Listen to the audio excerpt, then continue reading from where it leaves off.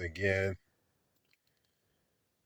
it's a topic that I always go in on. I know a lot of people think that it's divisive, and I figure I'll post this. I'll do this live right now on Friday night, so people can get the live Saturday morning when they open their phones, probably from drinking and smoking and fucking and doing the things that happen on Friday nights. So I figure I'll just do it now. I was gonna do it tomorrow, but I was like, man, might as well just do it now. Um, I had a lot going on today, so I was a little tired. But then I started writing, and I was like, man, might as well do this now while it's fresh. So anyway, if you care to sit through this, it's not going to be as divisive as you think.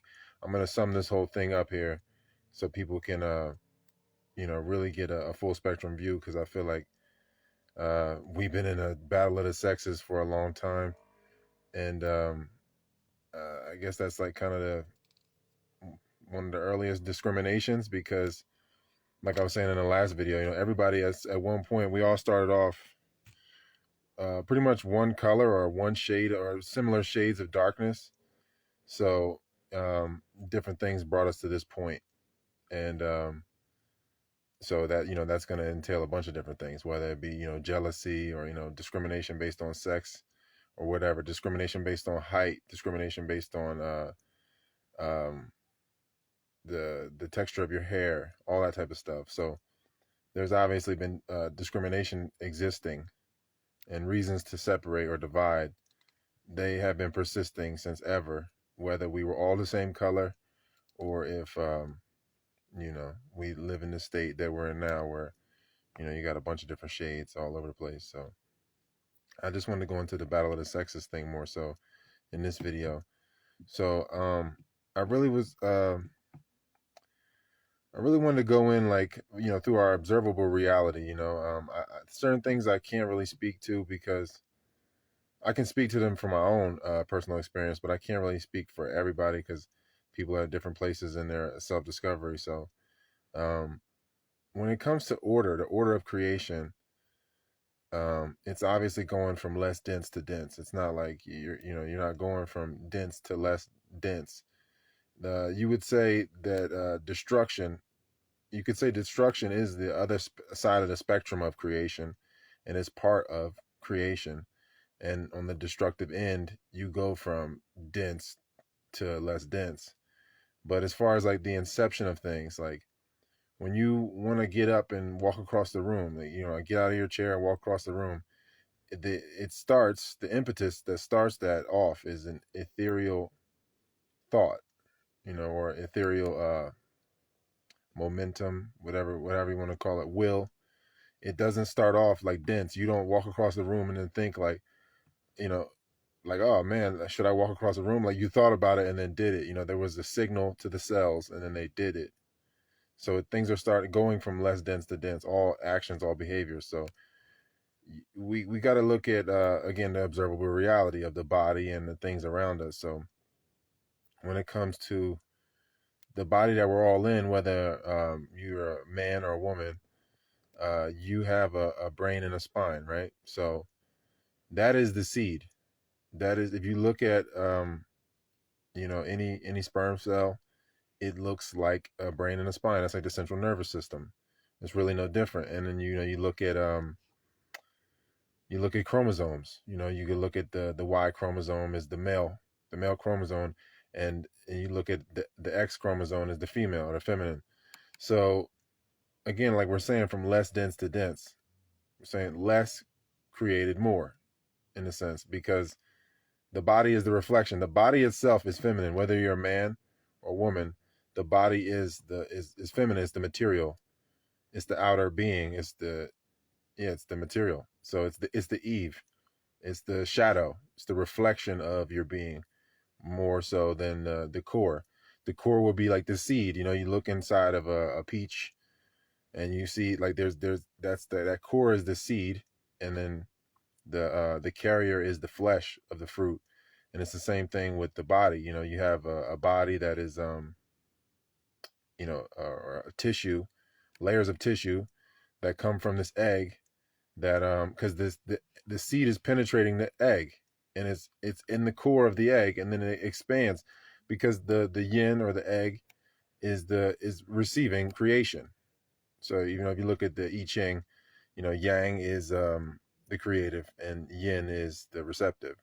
So you have, because yang is would be the light, and then the it's just like binary code. The egg would be the darkness, or the arena or the matrix. You could call the egg a matrix itself, the womb a matrix, and then because the matrix is material, matrix or material, or the matriarchy that we live in is the matrix. Because this is feminine dominant, the physical world. It's not that it's not doesn't have a masculine element to it, but it's just feminine dominant. The dense world is feminine dominant. So it is like I was saying, it's more so the outer being, the reflection or the shadow. Because like if somebody's eavesdropping, they're shadowing. The eve is the glow from off of the light. The body is the glow from off of the light. It's not the light itself. And that's why I think people get lost in it too. They're like, oh man, you're a misogynist and everything like that. I'm just saying that the order needs to be respected, that the light comes through the masculine first and into the feminine. And if you don't respect the order, then if you don't have respect for order, then you don't have true love, really. You have to respect the design of yourself and the design of life itself, because those aren't separate things. So when we talking about creation in general, a woman's so-called orgasm, it's again, like I was saying in a couple of videos ago, it's not really an orgasm. It's just a climax, or they've reached the threshold of yang. There's been they've reached a point to where their body can no longer house that amount of yang that's coming through it from the masculine, whether she's using the friction yang to please herself, or it's another person. It's yang being used. The electricity that that rubbing is created. That's the yang that's bringing her to that state. But she can have, during sex, I'm speaking of, a woman can have a dozen orgasms, but none of that is ever going to produce life. The man can, you can have sex for 10 seconds and she not come at all, and if the man ejaculates, then life, it could potentially happen. You could create a baby. So creation is coming from the masculine, through the masculine, however you want to look at it, but one way or another, the order has to be respected, that it's, whether it's from the masculine or just through the masculine, it's there. That's the first. That's in the coding, in the layout of this existence. So you have, because you have, it's not like nothing created something. I know that people can get lost in that paradox forever, but the all encompassing, which is just it's everything. It's all encompassing. So when you're everything like that, you can't differentiate yourself to experience yourself. So you have to reduce yourself. Reduction is production. Negation is creation, as Pharaoh would say. I say reduction is production, because so you're reducing the eternal or the unfathomable, this all-encompassing presence, and reducing it into a form, and the body's just like the tip of the iceberg. It's, so you can look at it like sacred geometry. Things are coming from one point, and then it's splintering out, or however you want to look at it, going outward or downward or whatever direction you want to pick. But it's all encompassing, reducing itself. It's not like something is being produced from adding. It's a reduction process that creates creation. And that's, I guess that's the paradox at another, at any level. Like, the more that you reduce, the more that you're going to create. And that's like we were saying in the fasting video with Gian the other day. The more that you reduce distractions in your life and reduce the intake, the more that it's inevitable that you're going to just have an output. It's just less blockage, less obstruction. So um it just happens of itself. It's not like anything you have to try to do.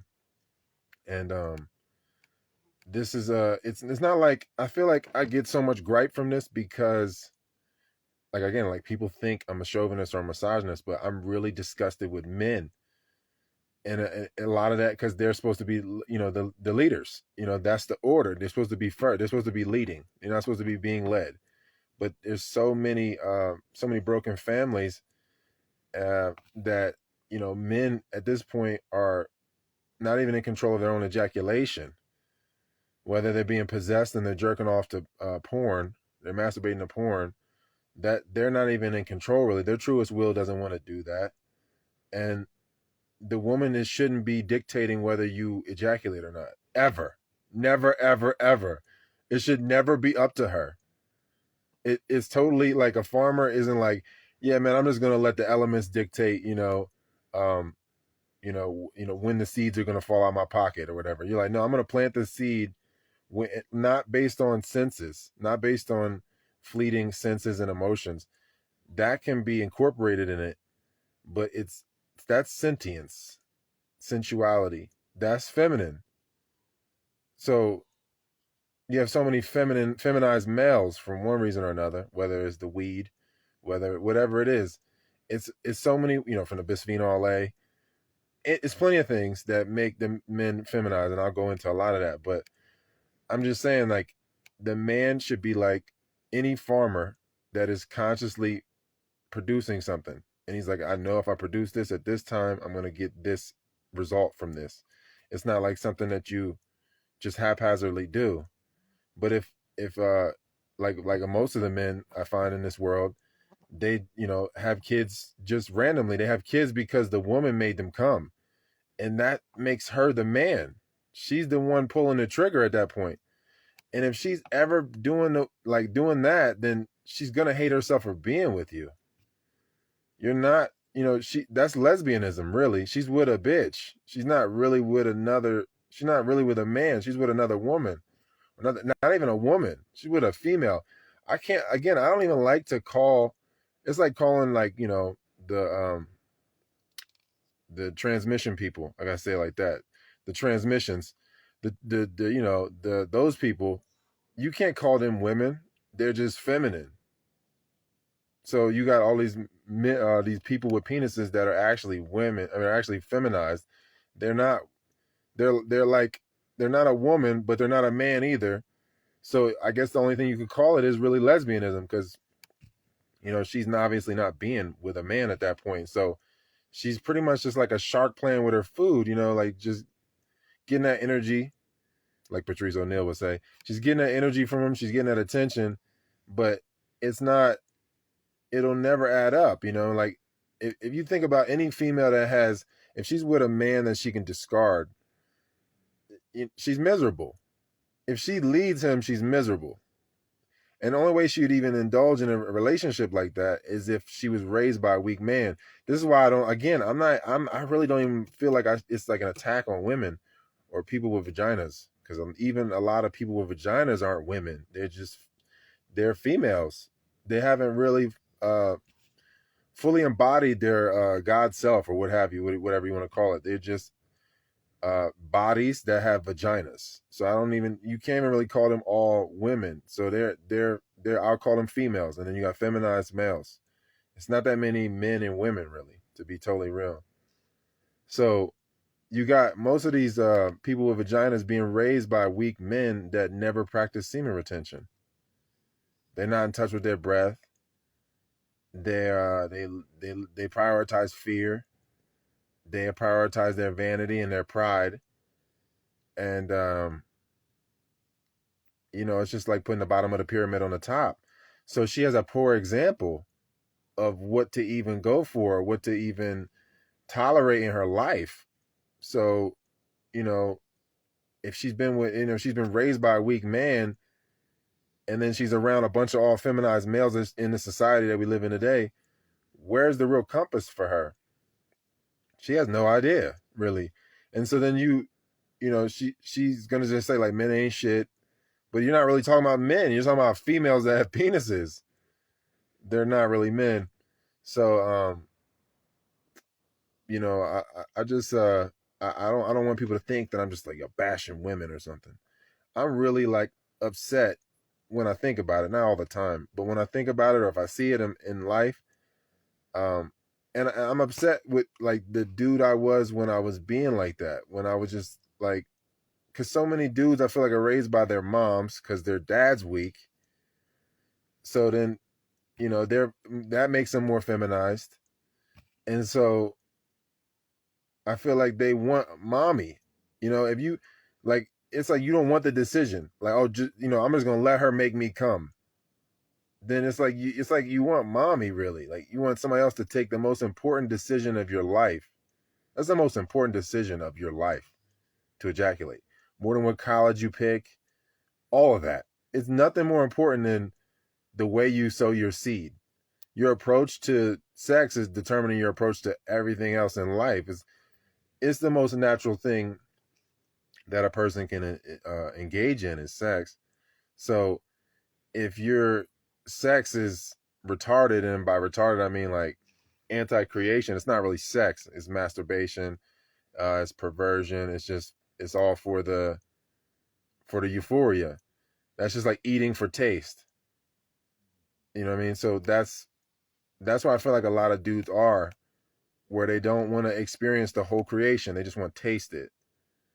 And that's a lot of people, not even just dudes, but that's a lot of people. They don't want to go through the whole course. They just want to taste it. And that's just like eating sugar with no fiber. You need to have the complete, the water and the fiber with the fruit that has the sugar in it. You don't want to just have just pure sugar.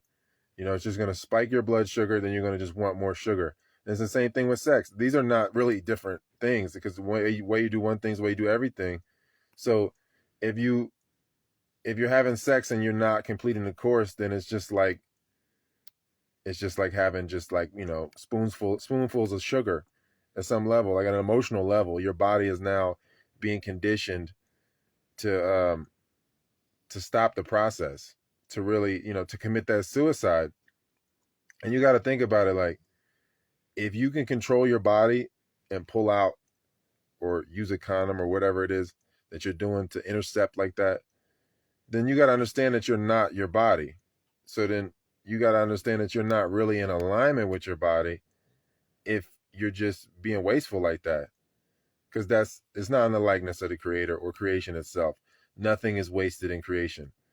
And even if you're being a parasite and just throwing your seeds into the wind like that, it's not like it's being wasted. That energy is being invested somewhere into this matrix, being used against all of us. So it's not like nothing really gets wasted. The nature of life is still going to be to not waste. It's just going to be misappropriation of energy, to where now you got this, you got swaths of men just hemorrhaging energy and giving up that nectar to a parasite queen that is our common enemy as beings.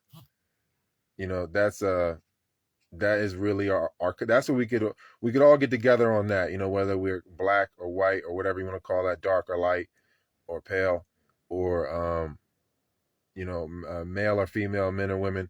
There's a common enemy that is using us all, using all our bodies against ourselves and against each other to harvest our energy. So you got to just look at your daily behaviors, man, and you got to see, like, man, I really don't want to complete things. I just want to taste things. I don't want to build my house. I just want to buy a house. I don't want to, all the things that you don't want to completely do.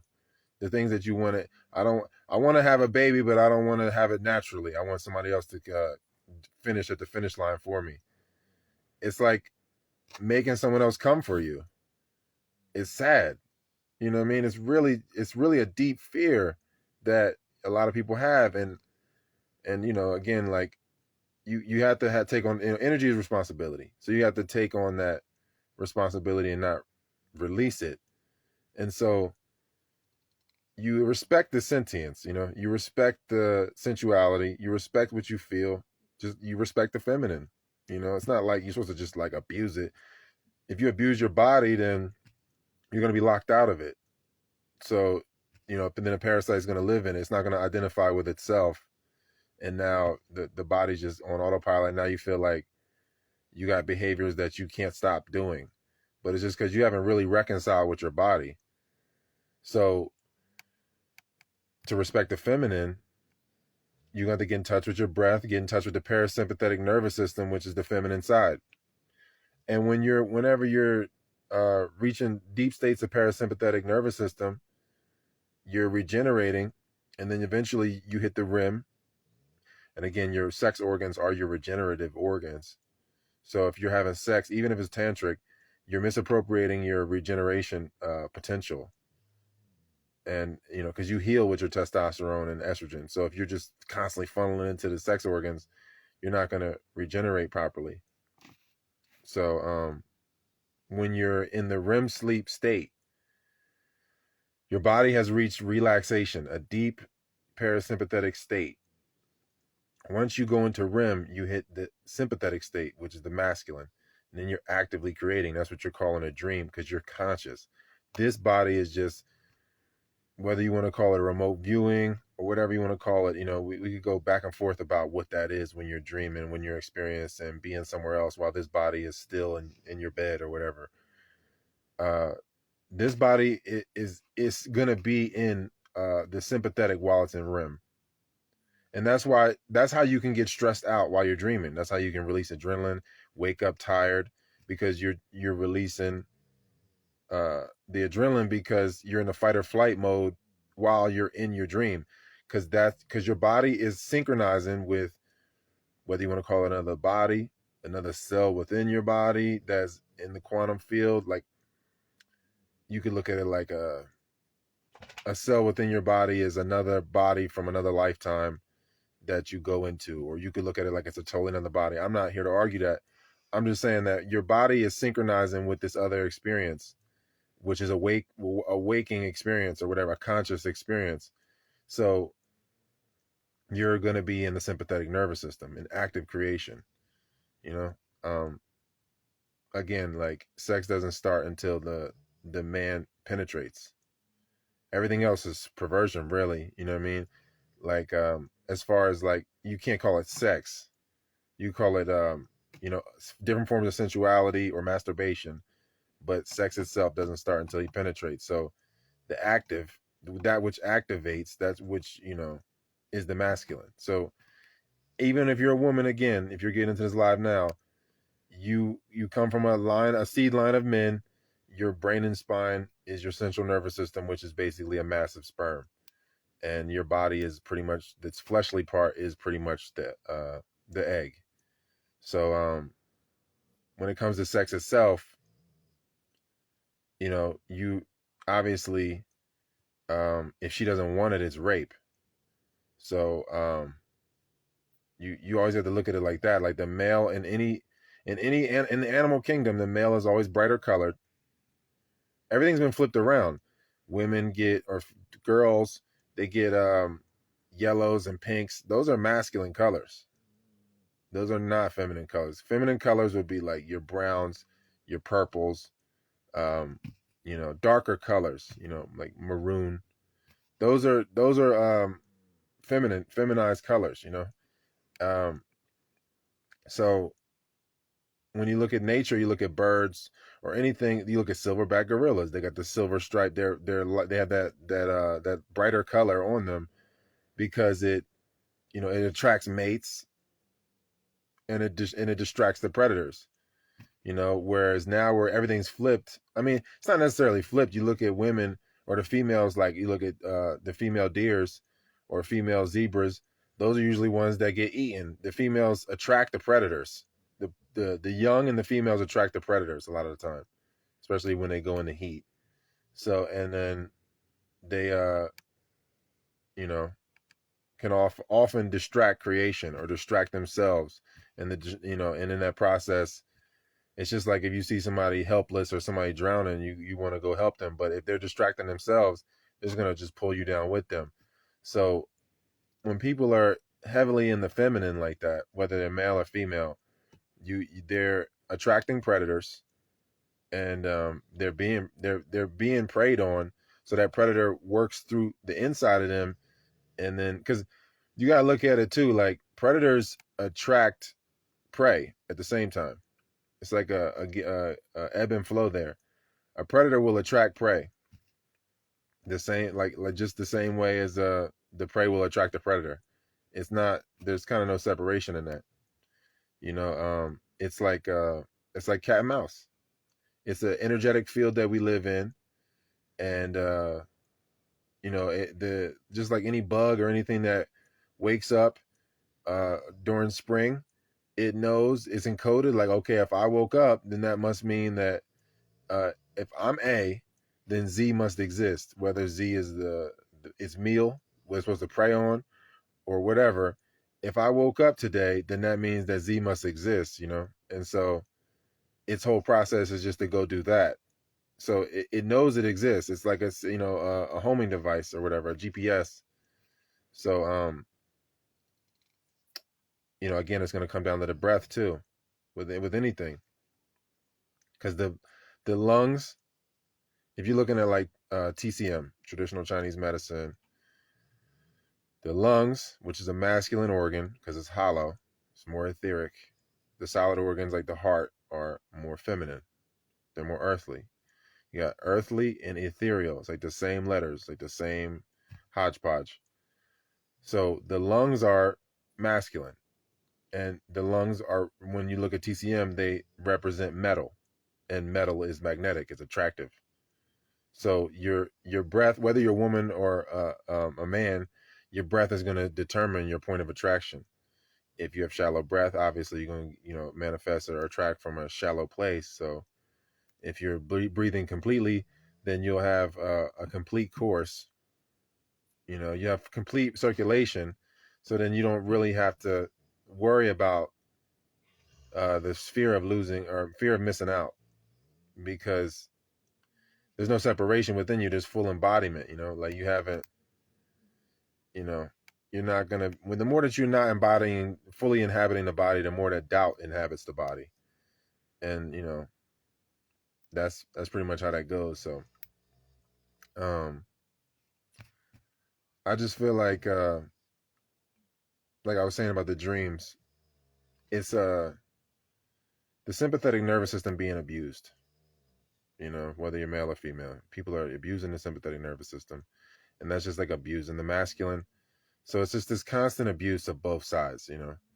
You're because you're overdoing one, you're gonna just yo-yo into the other, and so men are pretty much discardable at this point. Men go to war and die. Men just go to work. They're just sperm donors. They're not in the house. They're not emotionally present. They're just fodder, and that's what brought us into this state of being. It's not just in humans. It goes across the plant kingdom as well. Even in with cannabis, you destroy all the male plants or most of them. What I mean, if not all of them. If you have the labs to where you can keep a male, then you can do that. But the average person growing weed, they're gonna kill all the males. They get any males, and then you get all the female plants. Then they grow up. You keep them away from all the males, and then it's sinsemilla, right? Sinsemilla is what you call it. Sensual. It's sinsemilla. That's what a plant that is a female plant that is seedless is called sinsemilla or sinsemilla, whatever. And that plant is super feminine because it's not exposed to the masculine. So, and then again, you can look at it. The masculine plant is producing constantly from a more ethereal place. Pollen is more ethereal. So, it's all coming from a less dense to dense, like I was saying in the beginning of this. So you got this sacrificing of men for the sake of not just women or just females, but also female men, because those that are you want to say clones or the NPCs or whatever, those are the female men. They're all going to be feminized men. They'd have to really invest their entire life into bringing themselves around elders that are actual men, really learning themselves, processing their emotion, because you look at it, man, men are operating from an emotional place which is feminine. You know, if you're operating from anger, you're operating from a feminine place, and especially anger, because the liver is a solid organ. It's a feminine organ, and that's what produces anger. So any man that's in his anger, he has a deep well of fear in his liver that's being stored there, and he's a more feminized male. So this type of person is not gonna want to be reminded. It's gonna create the hostility in the world. This type of person isn't really gonna want to be reminded of true masculinity, because then you're reminded of the true responsibilities. You know, of what it comes like. It's a different kind of love. You know, it's not love, but you know, people. I feel like women are so concerned with being loved back the way that they give love, and then dudes are fools. Like, oh yeah, I'm gonna just coochie coochie coo and love you back the same way that you give me love, but then it just confuses everything. The love is different. It's supposed to be a different expression. It's not that you don't have the capacity to go there, but that's femdom. That's feminine dominant. It shouldn't be the way you know the dominant expression of a man's love shouldn't be just mimicking what women do, because that's mostly what people are calling love. A lot of the things that women want to do is sensuality, um, a lot of physical reinforcement, sensual reinforcement of the energy and the investment of the energy, and that's what people are calling love. But um, it's obviously obviously things aren't working. Obviously, people are in this state now where you know it's just all out war, and it's funny how I feel like so many women, they were like so concerned about being called a bitch or whatever. They get called a bitch by a person like me, right? But as far as somebody like that they want to fuck, he's just gonna fuck you like a bitch and say it that way. I feel like it's so much of that too, man. I just wanted to say that, man. Like it's just, it's so much of that. It really is like oh yeah, he don't say it with words, but he says it in every other way. And it's like, wouldn't it be just a lot easier on everybody if he just called you a bitch when you were being a bitch? You know, I don't know. I don't really get it, man. I mean, um, but that's just me. Um, what I wanted to say though, obviously, you're your own ancestor, and I had another thing up here too about again yang and magnetism. The yang is the light, right? The moths, the mothers.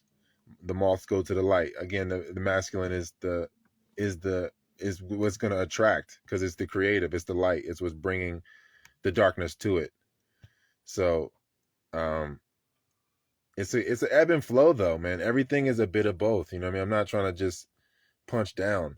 I'm just saying that there's nobody speaking this way. All you, especially years ago, maybe some people are speaking this way because of people like Tate and people like that, but Andrew Tate or whatever. But I just feel like there's nobody really speaking like this, man. Everybody is, we love our moms so much that we'll, we'll just completely forfeit reality to please our moms, and whatever attachments that come with that. And yeah, I just feel like so much of it is just not having respect to the order of life itself, the design of life itself. Like there's a father of creation, what I mean? You could say that there's heavenly father and an earthly mother, mother earth, mother nature, whatever, what I mean? However you want to do it, I hate to make it so black and white like that, but I think it's a good way for people to understand it. I would like to say that the ethereal world, it'd be more it's masculine dominant, but there's still going to be a feminine element. And then the earthly world is feminine dominant, but it has a masculine element, obviously. So um like I was saying though, you are your own ancestor. You The way you left determined a lot, has a lot to do with the way you return. And as far as you know, what you want to define as leaving, it's not just leaving your body. You're already on your way out the door. As you decide, you say if you're leaving, I'm gonna leave at 8 o'clock tonight, whatever it is. You already know, like I've already got it planned to go do this. I'm already conceptualizing it. It's already happening etherically. I'm leaving. I'm already walking out the door. It's already happening. So it's the same thing kind of in life. Once you reach a climax in life, energetically, you plateau for a while, and then you descend or rescind, however you want to look at it. And so a man or a male, whatever you want to call it, should be retaining their seed throughout their life, becoming as attractive as possible through that process of retaining their seed for at least 29 to 33 years at least. They should not be even concerned with sex. They should just be building their empire and using that sexual chi to manifest an empire, and to not drain their body to where then you have all these energetic problems. It's going to be a lot of energetic problems if you're just having casual sex, man. If you look at the word casual, the etymology of it, it means by accident or fall. So it's to your detriment to have casual sex. Emotionally, physically, it's the same. There's really no separation. So I don't really like to separate the emotional body and the physical body. They're really not separated. So just like the seed is encased in the flesh of the fruit. But as far as you exiting, it begins every time that you ejaculate. You're already beginning to exit. And if you're doing, the more that you do it after you've peaked energetically, you're just speeding up that exit. Your body is here and allotted a certain amount of breaths, so the body's just going to ride it out. But if your consciousness or your spirit, whatever you want to call this, your being, your inner being, is already going to have left the body for the most part. If you just continue to ejaculate, especially like I said, once you've peaked energetically. So the body's just there taking its breaths. It's just like just an old movie that's just running that your consciousness comes back to, but it's not really fully inhabiting the body, because it really can't. For the consciousness to fully inhabit the body has to be fully activated. And so the energy has to be in alignment with the body. Like what is will with no energy? Your body is a body of energy. So you need to align that body of energy with your will. But if you leave with no respect, if you're just constantly, because they keep coming, but you're really leaving. Every time you come or ejaculate, you're really leaving. You're investing in leaving. You're not being present. Especially, you're doing it and it's not to consciously create, and you've like plotted it out. Any farmer is like, yo, I plant this seed at this time, and then I'm gonna get this plant gonna come up at this time, and it's gonna flower and fruit at this time. And it's not a mystery in that respect. Like the mystery is just like, okay, as I stay present, I'm gonna go through the ups and downs of maintaining. But what you see is what you get, in a sense, where like, all right, I planted this seed. It's not like you're just randomly doing that.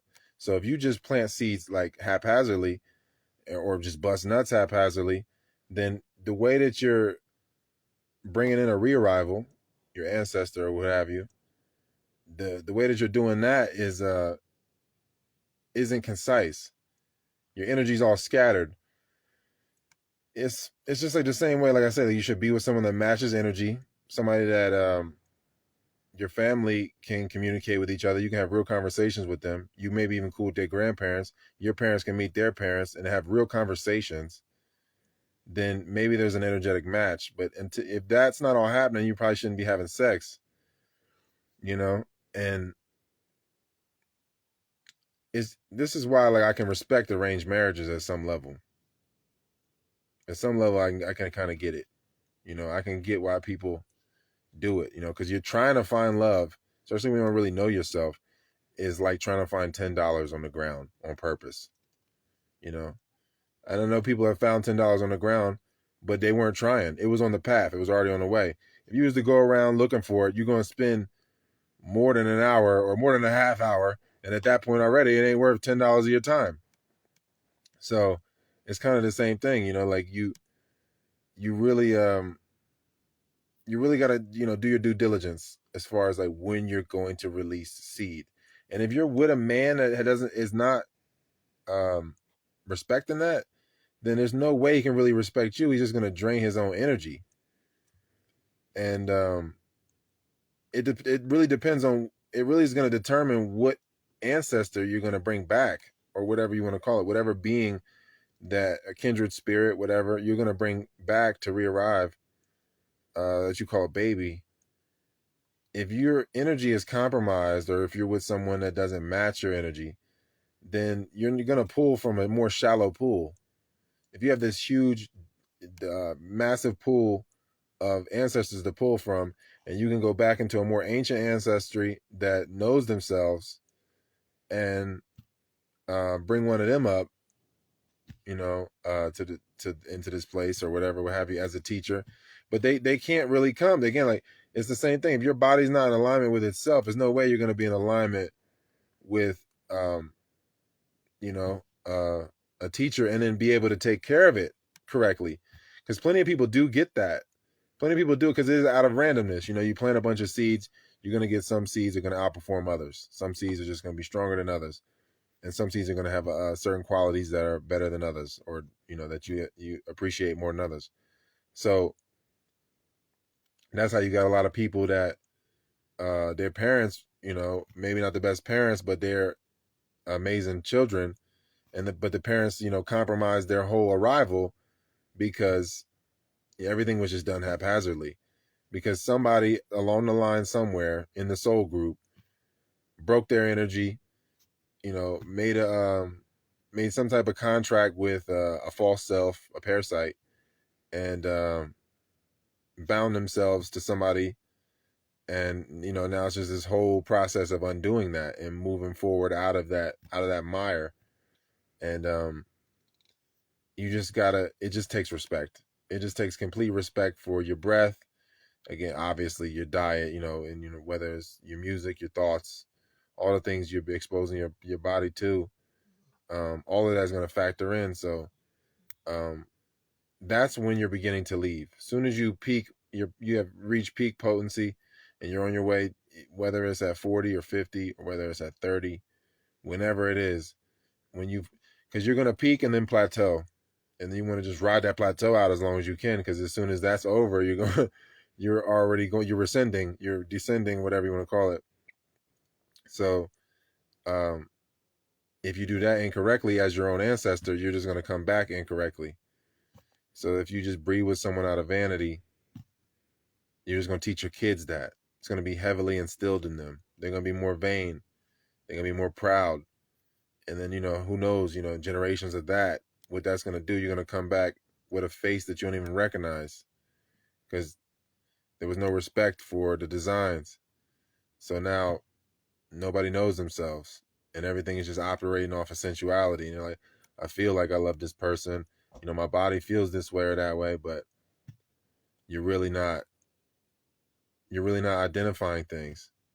You got to call a spade and a circle a circle. You got to know exactly what you're doing. When you're about to breed with someone, you want to know, like, what's your grandparents' birthday? What's your great grandparents' birthday? What's their names? Start to do the gematria for their names and their for their birthdays. Do all, you want to know that. And if they don't have the desire to do that for you, then they're just somebody that don't really respect themselves. How they going to respect you is the most important thing that you could do. And I just feel like if you're going to be together, you might as well do your research. I don't really see why you would do that. You already know what your parents did wrong. So why would you want to perpetuate that? Why would you want to breed out of vanity? And if your parents did things correctly, that doesn't mean you do things wrong. You do things even more correct, amplify that, And that's what the feminine does. It just amplifies, or it vamps. It's an amp or a vamp. That's what I say. You're going to either identify with the body and vamp the inner being, or you're going to realize the inner being and then amplify the inner being. And the womb obviously amplifies the seed or the blueprint, and then just 3D prints that thing out. So I wanted to get into a few other topics. Let's see what I got here. Let's see what I got here. Oh yeah, now when it comes to again, the male or the masculine is the fertilizer. The man is fertilizing the egg, right? He's the fertilizer. He's the shit, right? So you gotta look at it like the dormant or the inert or the dead or the disembodied. He's carrying them. The same way the woman carries the seed or the fetus or whatever you want to call it, the infant, in her womb. So it's like the same thing. Like you have this process of pregnancy for the man, for the masculine too, as well. He's become pregnant with a thought, with a concept, because again, it starts with conception. You're conceiving well before you physically ejaculate. When you dream, you connect with people, and then you meet them online or you meet them in person. Even if it's like you bump into them, even if it's a car accident, whatever it is, you dreamed of that, and then it physically played out. It's creation and the reaction. It's the same letters. You can call this like the slow dream. It's like the 56K. This is the dial-up dream, and then what you call dreams, which is reality or heaven. That's like broadband. So like, if you're in your dreams and you manifest a car, it's like instant, right? And then you wake up and the car's not going to be there right there instantly necessarily, unless you're living your dreams. And then you're gonna, at the same time, you're still gonna want to do the things that keep you from succumbing to vanity as your priority, so that you can maintain living in your dreams. What I mean? Your manifestation rate increases the more that there's less separation between consciousness or awakened state and dreams. So you have this creation reaction process that's happening, and again, it's all boiling down to your breathing. So, and just your circulation. If your circulation is there, then you're circulating the blood, you're circulating your consciousness, and then you go through your seasons where different times of the year. That's why you should know your ancestors' birth dates and then their birth dates of their ancestors, whoever you're mating with. So you can tell, like, because you look at their birth date and then you look 9 months back, is this when conception happened, around this time? So those different times a year, you can see like, oh, this is who's swinging through. If they haven't completed their thing, their mission, which most beings haven't in this place at this point right now. So you really want to do your research, and so you can know. And the only way you can really know is through circulation and through your dreams, to where you can connect in your dreams. And then it's such a paradox where the dead are coming into life through the masculine, and but at the same time you're coming into death, because this is like they say, are you alive, or are you just dead and you're remembering?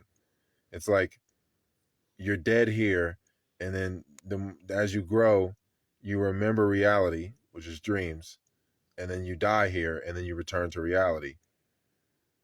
That's your default. And then once the more that you're in, that you go from reality into a dream state, which is this, a simulation like this, the more you're actually coming into death.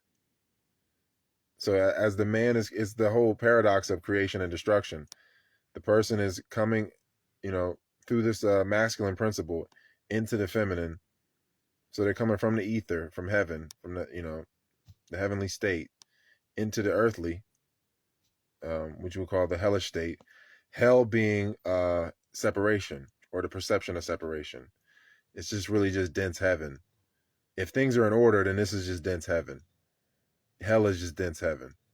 But obviously, the order's not being respected right now, collectively. So a person that is disembodied or dead or inert or dormant, whatever you want to call it, they're all coming through the masculine into the feminine. And this is actually like living dormant, being in dormancy, being in this place, this is this purgatory, whatever you want to call this. this life. This is what being dead is. Life is animated ego death. So an illusion, which is something that could never be alive, which is what this life is, because it's not real. You know, it's actually, it's, I guess you call it, a shade of real. You know, it's not uh, what is. What is what never changes. That's eternity. That's where your true self constant is residing.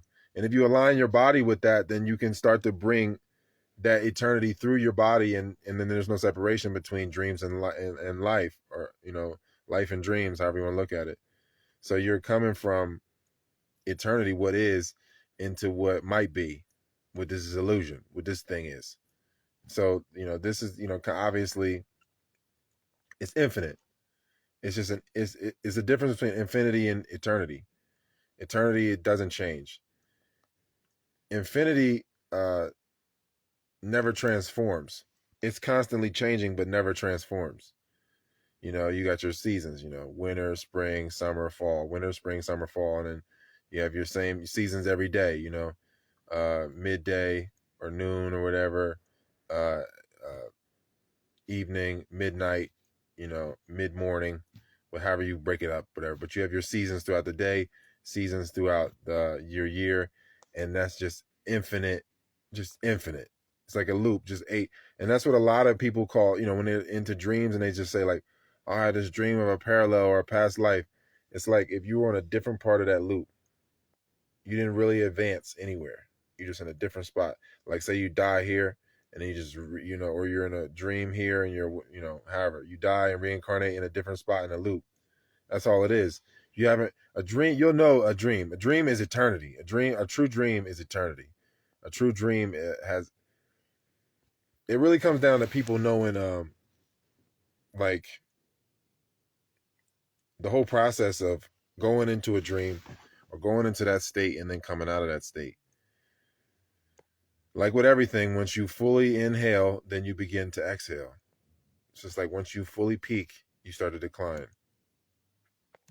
So like once you reach the deepest part of your sleep, you start to dream, and then that's the beginning of waking up, because you're basically dead.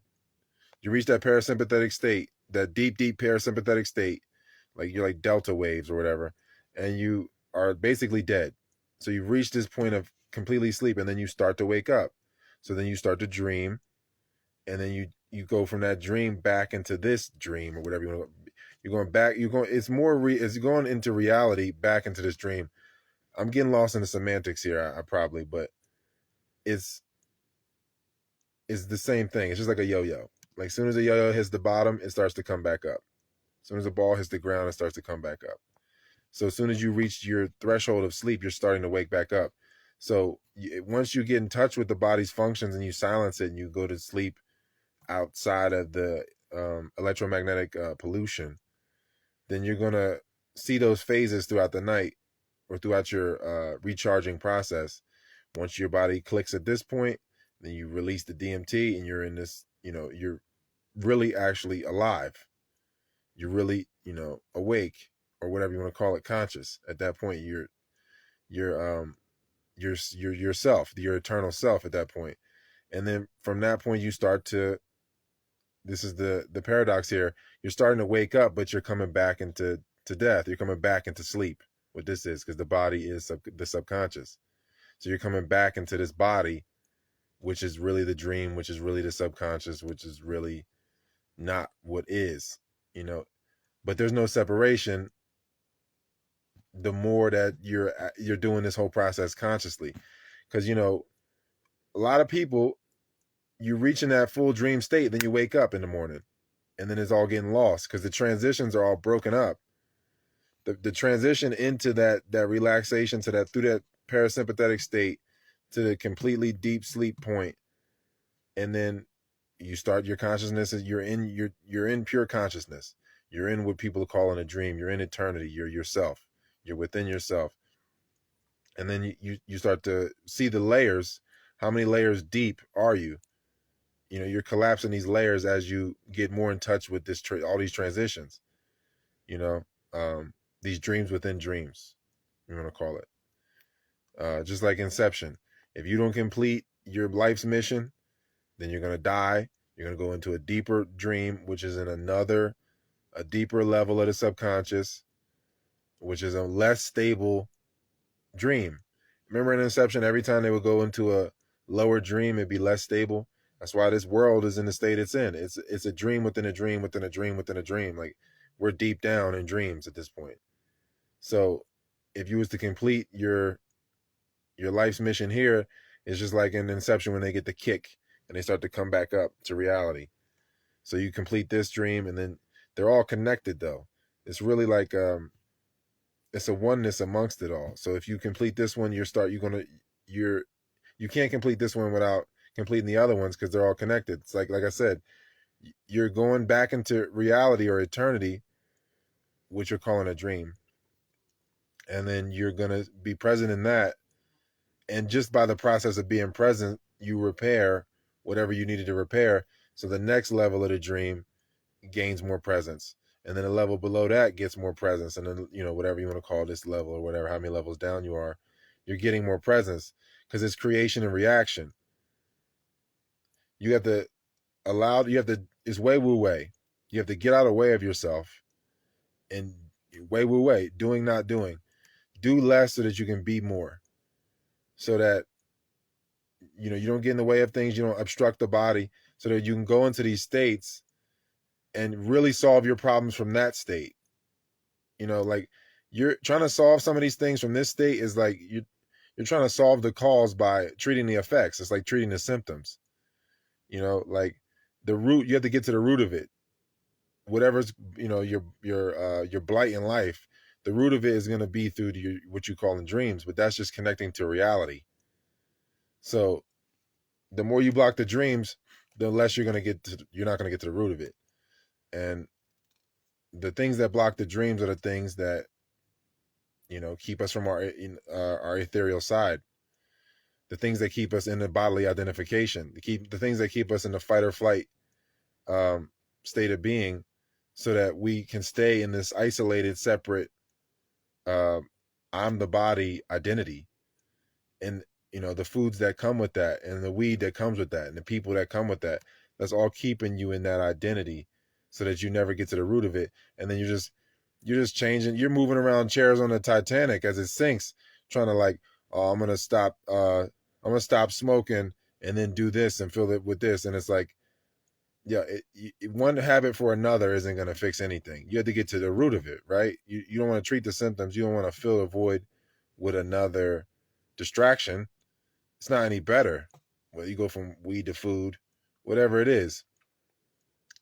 If you quit weed and then you start to fast on weed, then you're going to really get in touch with your true appetite. And then you see like how much you've been distracting with the food. And then the food usually, pretty much always, is some type of alcohol being created from fermentation, because alcohol is the gateway drug. And then that's what's creating this roofie effect to where you just lose your will more and more to where you're getting fucked. And then you start to, smoke weed or do whatever else. But you're getting further from reality the more that you fall asleep in this dream. This is a dream. So if you fall asleep in a dream means drama. So the more that you're present in reality, the more that you're going to get perspective of this trauma.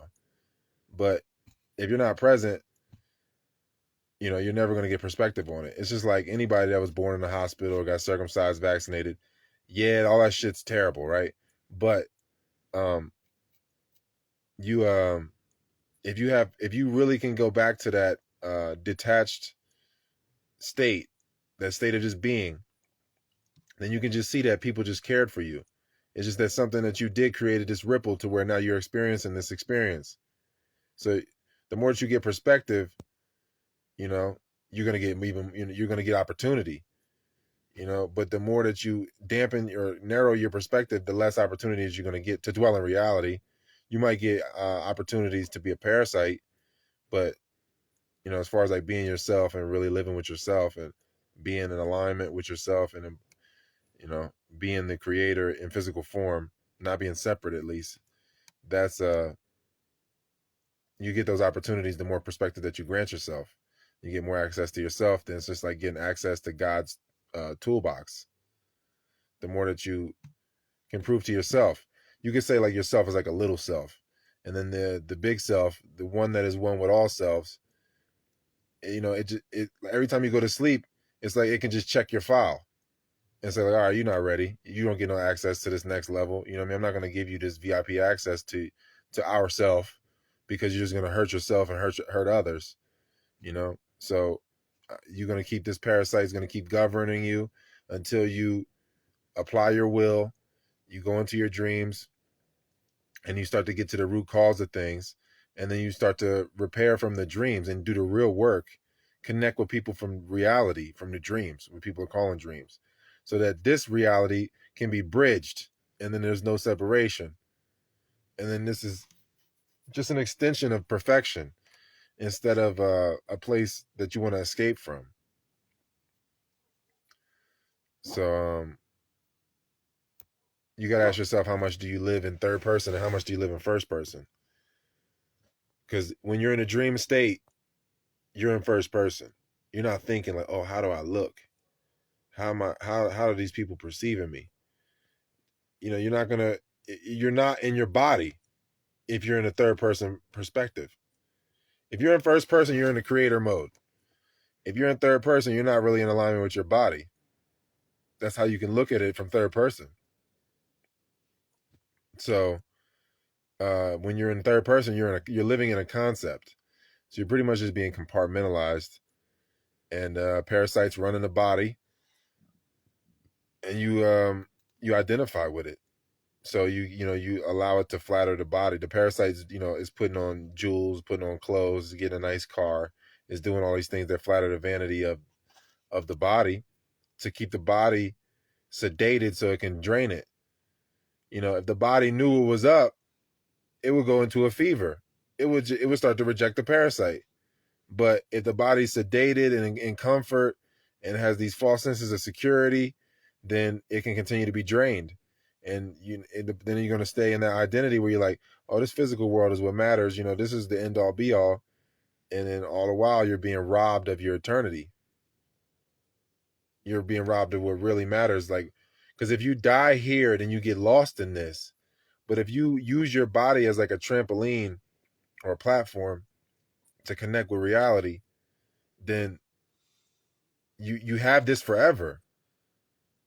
You can always come back to this or go into the next creation scenario that has a different geometry to it, maybe less limitations to it, or different limitations, different agreements there. And so you're not just stuck in this game. But if you die in this game, in this level, then and you haven't forged a relationship with yourself, then you're going to just stay in this. And the only way that you can at that point you're at the mercy. So now it's just like if you were to die in the game and now you can't even turn the system on, the game system. Say if you're in the game and you die. Now the only time that you come to life is when somebody decides to play the game. Somebody else decides to push the power button and turn the game on. And now you have a chance. Now you're at the mercy of somebody else's, their dream. And that's what a lot of it is too. When people say that I come to their dreams, it's like, no, you've come to my dream. 9 times out of 10, you're coming to my dream. You know what I mean? Because the more that someone is vibrant in reality, the more they're gonna attract to that light. Just like moths to a flame, or moths to a light bulb. It's the same thing. So as far as things come to you, the more that you're yourself, the things that are already you. And if you die in a fragmented state where you're not really yourself, then everything just gets scrambled. And all your memories get scrambled. And then you reincarnate and you go through those same memories, maybe backwards. It'll be all the same characters, though. You go through all of the same things. All of it. It'll all be the same. So, like, say, if you were born, if you were born and your grandma died, The whole thing just reverses. Like early on in your life, your grandma dies after you're born. It'll just flip back around.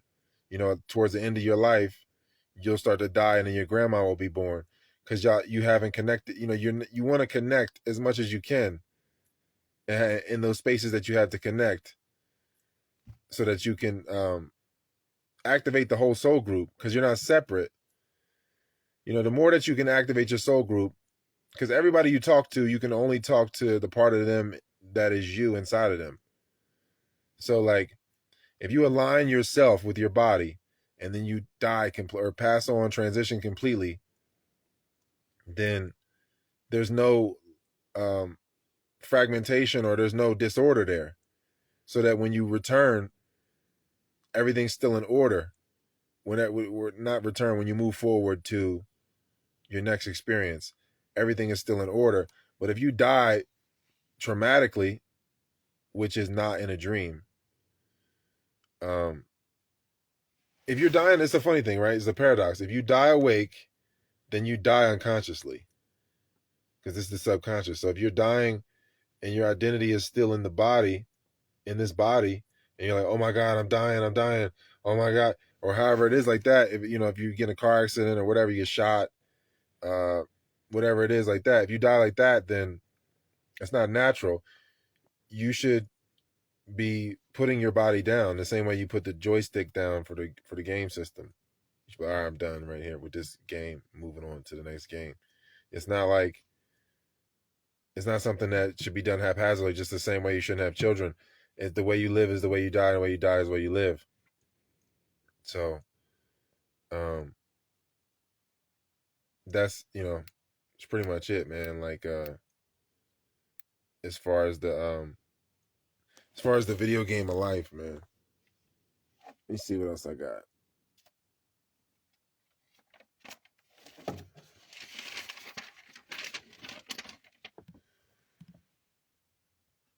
I got a few things, I mean, I didn't really want to get under people's skin too much, but I really did want to say that, like, as far as the designs are, if you're a man, it's not that many women over 50 having children. But if you're a man, you can have children after 50.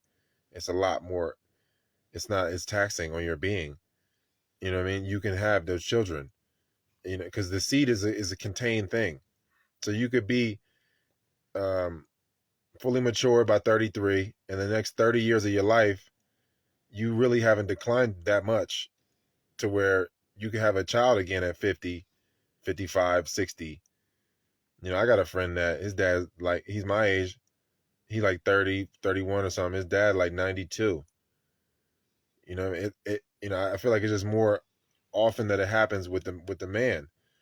So like, I feel like we've been conditioned as men to create based on a woman's clock, and they're operating on a totally different clock than us. So you can respect the clock, but at the same time, like, I feel like people are committing to things that they obviously can't commit to. I can't commit to someone like me at 30. I can't be like, yo, I know what I'm gonna do for the next 40 years. It's absurd. That's absurd to say that I know that I'm gonna do that. I can say like, hey man, we can renegotiate every 5 to 10 years. You know what I mean? Something like that. Or I could give you like 13 to 18 years with the child. But other than that, I can still have a whole nother season of creation after that. Whereas most women at 50 or even 40, even some at like 37, they're like, I don't want to do this no more. So, you got to look at like just the differences in designs, man. Men have a different gap of creation than women. Women are obviously maturing first, quicker, earlier. They're peaking quicker, earlier, and they're declining quicker and earlier. You got some that take care of themselves, but as far as having children, most of them don't want to have children after 40. They definitely don't want to have children after 50. It's very rare. Would you get your Halle Berrys of the world? You get your anomaly. I'm not saying it don't exist. I'm just saying that there's going to be a lot more dudes having, children after those ages than women. And like, I made the comparison. I wish the chick didn't delete all her comments, man, so I could go back over it. But I made the comparison on my Facebook. I was like, yo, you see, Kanye's with a 24-year-old now, and Kim's with a 28-year-old or whatever. But you gotta look at it like Kim had plastic surgery. Kim's not natural.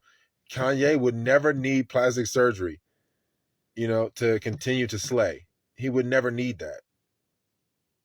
Imagine how Kim really actually looks after four kids if she didn't have to wear makeup, if she didn't have to have plastic surgery, if she didn't wear maybe waist trainers. Kanye, even out of shape, is still with the 24-year-old. So like, it's just letting you know that it's just not the same design.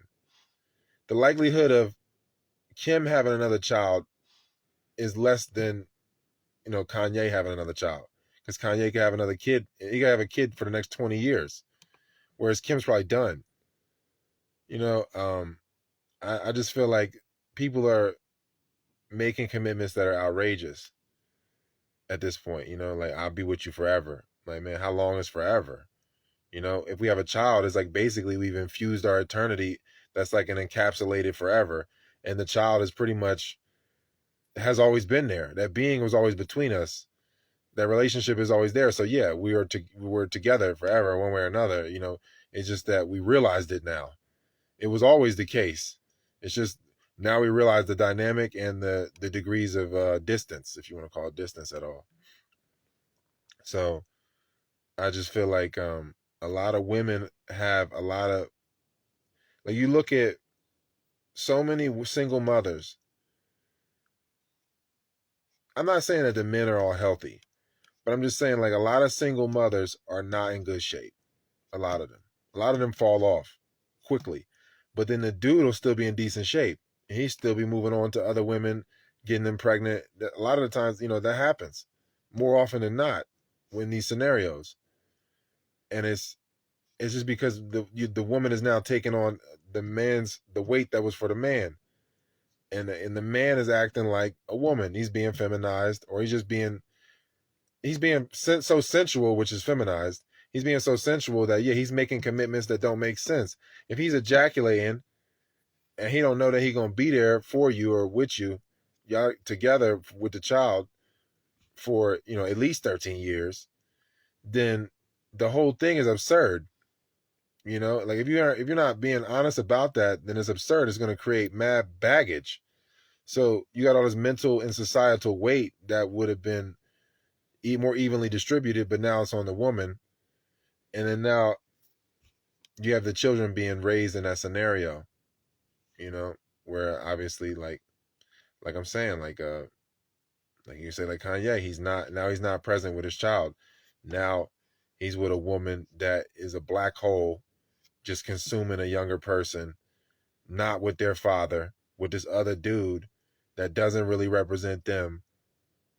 It's sad. It really is sad. You know what I mean? I feel like it, you know, we just have different capacities, and as far as, like, if you have one mom with multiple fathers, kids love their mom, man.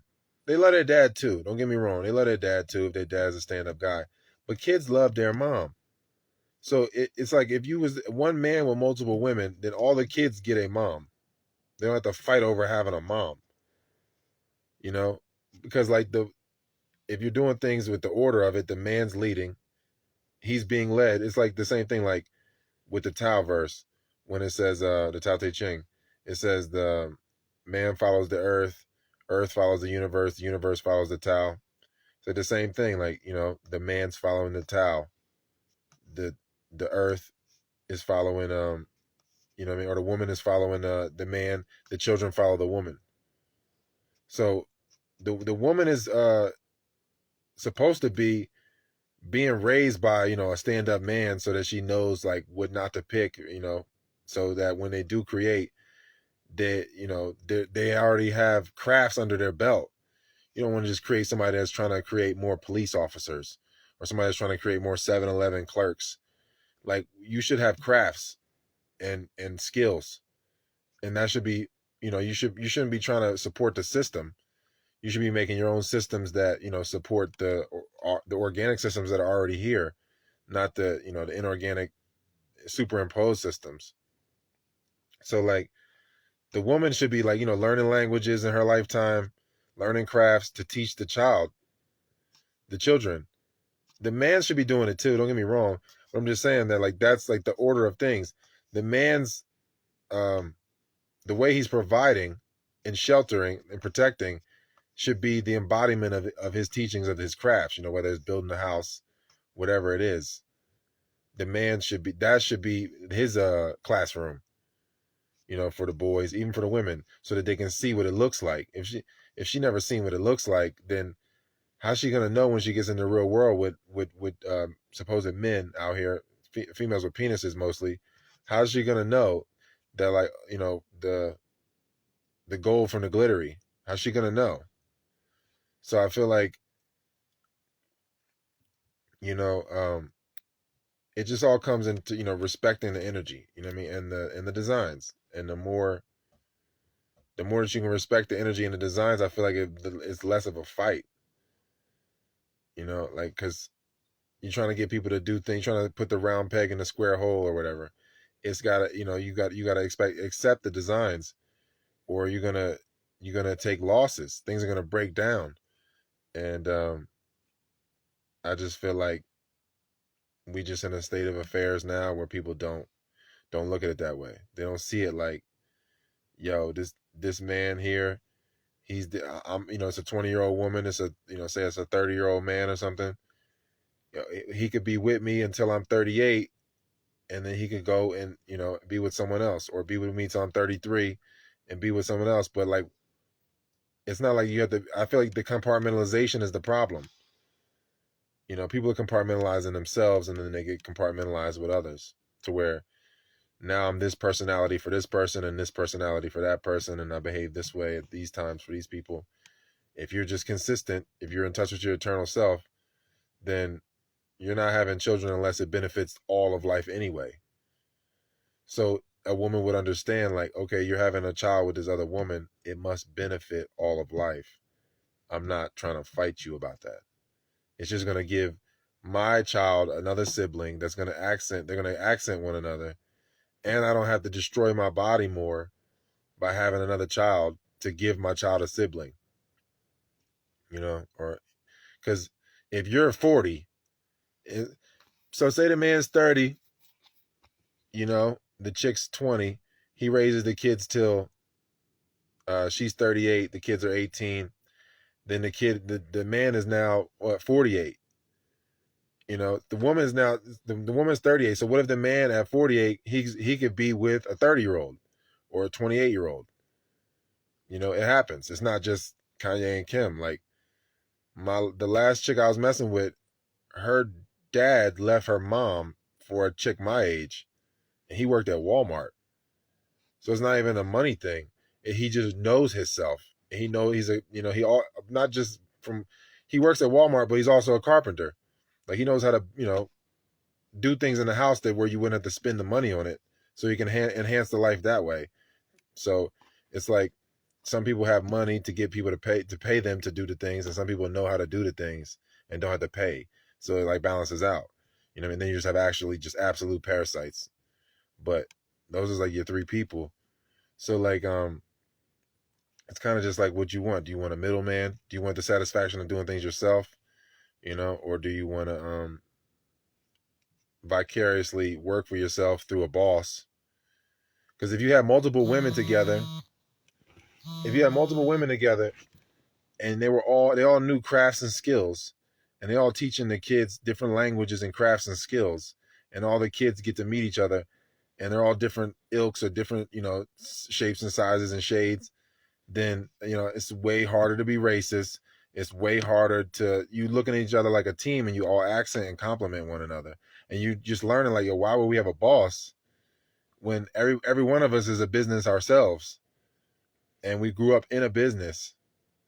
You see people do it all the time, and whether they Muslims or wherever, people growing up in businesses because the family was running the business, and I think that that's more so, that's more effective. You don't have to have no random babysitters. You have a bunch of women that can go through the natural birthing process together. They don't have to just do it alone. They can just support each other. They can witness it with each other. Even if the woman leaves and never has a kid with you, if you had another woman there with you or something, she's not learning the whole process. It's better for the world. Even if even if you have two women and one backs out, she's still gonna learn so much from the process and then make the next man's situation better and make her own situation better, obviously. So like I don't know, I just feel like it's just people so in third person that they're like, oh, I'm gonna get looked at like this. My family might treat me like this, or this person might treat me like this. But if you build an infrastructure with a bunch of people that y'all all have the same values, and you have you same values, you have common values, common goals. You become family through your children. I don't see why you should be against each other at that point. And then as a community, a little mini community, you could connect with other communities, and then through that embodiment, your children see you have a compass. They know what not to do, and then what they're supposed to do becomes apparent. So I think I'm gonna get into the questions now. See, we got like a gang of questions.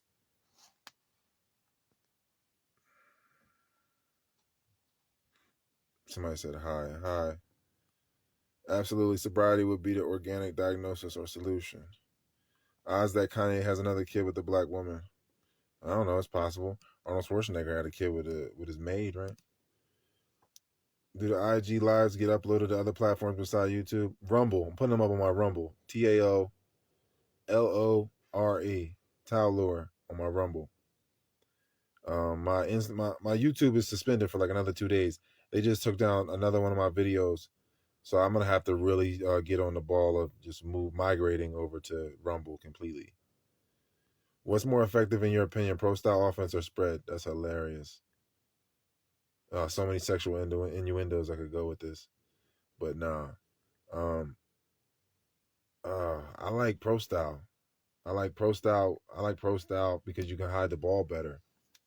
I think this is a random question. You can't really hide the ball as well if you're in shotgun all the time. So when it's just obvious when you're passing or when you're not passing. It's a lot more obvious. Like you, and if you're running like a veer option, this is crazy to even be talking about this. But yeah, I feel like you can still spread it out of pro. So yeah, pro style has to me. I like to be able to hide the ball, and I like to be under the center half the time so you can throw the ball quick. So so this is a question nobody wants to answer directly because they can get them canceled, but I'm gonna try it. What's more righteous, masculinity or femininity? Um, Righteous would be that's we talking about correctness or righteousness. Rightness would be for feminine, um, or however you want to look at it. The right brain is feminine. The left brain is masculine. So I don't really like to use the word righteous. I say correctness. What's more aligned or correct? Because anytime you overcompensate, the more that you're going to create parasites. If it's some overly masculine or overly feminine, it's going to create parasites. If it's overly feminine, then it's overly alkaline. It's going to create thrush, fungus, mold. It's damp. It's too damp. And if it's too acidic, you're gonna get worms. So you want to be slightly sweet. You know, you want to be like 7.1, 7.2.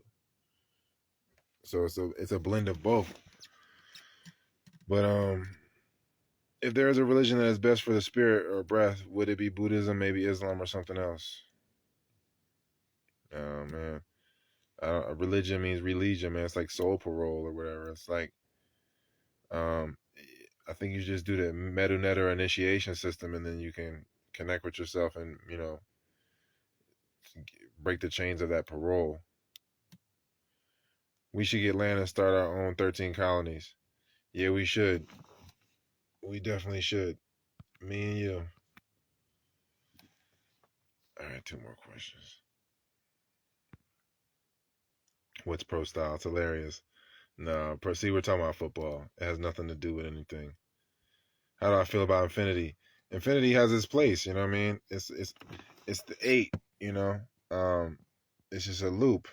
Uh, when the 1 and 0 get together, you know, it's like a 9. It's like a spiral that moves forward. You know, or however you want to look at it. The 1 and the 0 get together and they make the power symbol. You look on any remote, it's a line with the circle around it. The binary code, when the feminine and the masculine are balanced and are together, then you have wholeness. Then you have power. There's alignment. The energy's aligned with the God self.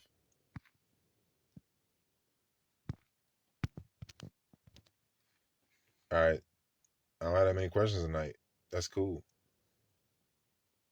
How can a man restore his chi energy after constantly releasing over the years? Breath work and Kegels. Yeah, definitely. Definitely breath work, herbs, um,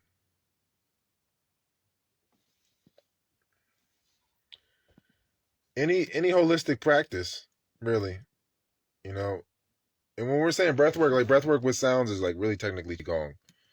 But any holistic practice that increases the circulation and any herbs that help with the testosterone and the reproductive organs, and just repenting to yourself or your, the true self, the one that's one with all that's within you. Because again, eternity is reality, right? The part of you that's real is the eternal part. That's reality. The the part of you that is the most real is God or the creator, however, whatever, the originator of life. So the truest identity, which is pretty much no identity, which is just presence, you can't encapsulate it in an identity. Like they say, the Tao that can be named is not the eternal Tao, because if you can name it, then it's a particular thing. It's not an eternal thing. So something that can't be grasped or that is ineffable. Um, that's why I like the use. They have the different words for what God is, and then some words you just you can't say. And again, it's called the ineffable. So anything that is going to bring you in alignment with that to increase your circulation with that, and it's going to be a process of repenting and reconciling with the body. The body is the feminine, and then the self would be the masculine or the ethereal, and you need to reconcile. There's not any separation in that reconciliation process. There's like one and the same. And, that's what a lot of people too I see with women too. Like men are going through their like masculine abortion in a sense by ejaculating, and then women going through their feminine abortion, and they conceptually feel like I'm past it. I just murdered something, but it's okay because I didn't name it or something. It's not. It doesn't count or whatever they rationalize it as. That's actually really. It's rational to the point of irrational. Rationale is actually supposed to be a masculine trait. So anyway, your body needs to be on board. You need to reconcile with your body.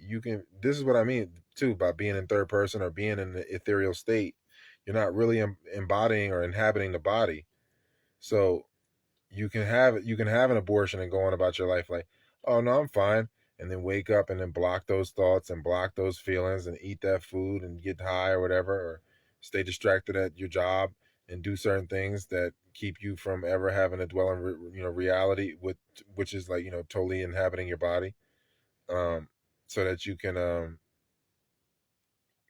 entertain this idea of separateness and separate identity that is a false self, and continue to flatter the vanity of that comes with that. That's just from not reconciling with the body. That's women being extremely extremely rational, extremely separate, to because if you're killing your child and you're your own ancestor, you're obviously killing yourself, because there's no separation. So abortion is suicide on top of murder. And if you look at it with men, they're ejaculating, it's suicide, and it's murder. They're murdering themselves, and then murdering life as a whole. But they're throwing the future and the past into the wind, because the seed is the future and the past, right? Like a plant drops its seed, it has the information and the codes from the past tree or whatever plant. So, but it's the future too, because it's gonna enroot and then become another tree. So it's there's no separation. You know, that if you're just throwing your future and your past into the wind, then you have no roots in reality. And you know, you got to reconcile with your body. Your body is very disgruntled. So yeah, the breath work in the dark, in silence while you're fasting, herbs, um, you know, however, with all the means of being able to reconcile with yourself, man, to where you can fully inhabit the body, and there's no longer fear in those areas or numbness. So, because that's what a lot of it is. The fear is the numbness. People are afraid to be present, so they numb themselves, and it creates um, more fear because, and it's just buried though. It's just like if you know you got responsibilities, but then you get high or drunk, and then you get so fucked up that it allows you to forget about it, forget about the reality. The fear just grows. You know, it's not like it's going away. It's just being buried, and it's just growing and growing. You're planting seeds of fear at that point, and they're just growing and growing and growing. They're not going away. So you're just watering the weeds at that point. And yeah, it's just you know, it's gonna be more so a process of that, man. You kind of got to see what you've done. I think you got to have conversations with maybe the person that you ejaculated the most with, and if you did it to porn, then yeah, I guess it's more so yourself you got to really reconcile with. But if you know, was hemorrhaging energy with a person like that, I think you need to have a conversation with that person, because now you're like kind of forever connected. So you want to you know, really like release that attachment and talk to them about, you know, what you've discovered, and so that you can actually both learn. And I really feel like learning a lot of a lot of the time is what the reconciliation process requires.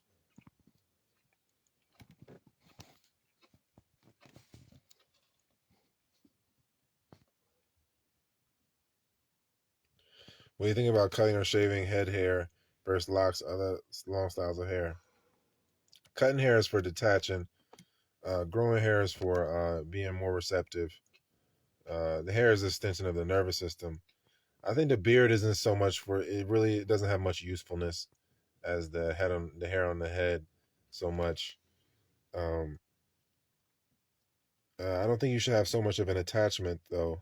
At the same time, to to cutting the grass and letting it grow back. You know, like even up here, like, you know, I'm in Sequoia Forest. The forest fires come through, and that's what allows the new sequoia trees to grow. Burn, you know, bringing the other trees, the old trees down, and then makes the forest floor fertile, and then more trees can sprout. You know what I mean? So sometimes it is best to just, you know, cut the old hair, and then, you know, welcome new life, and you know, go, not have any attachment to things sometimes.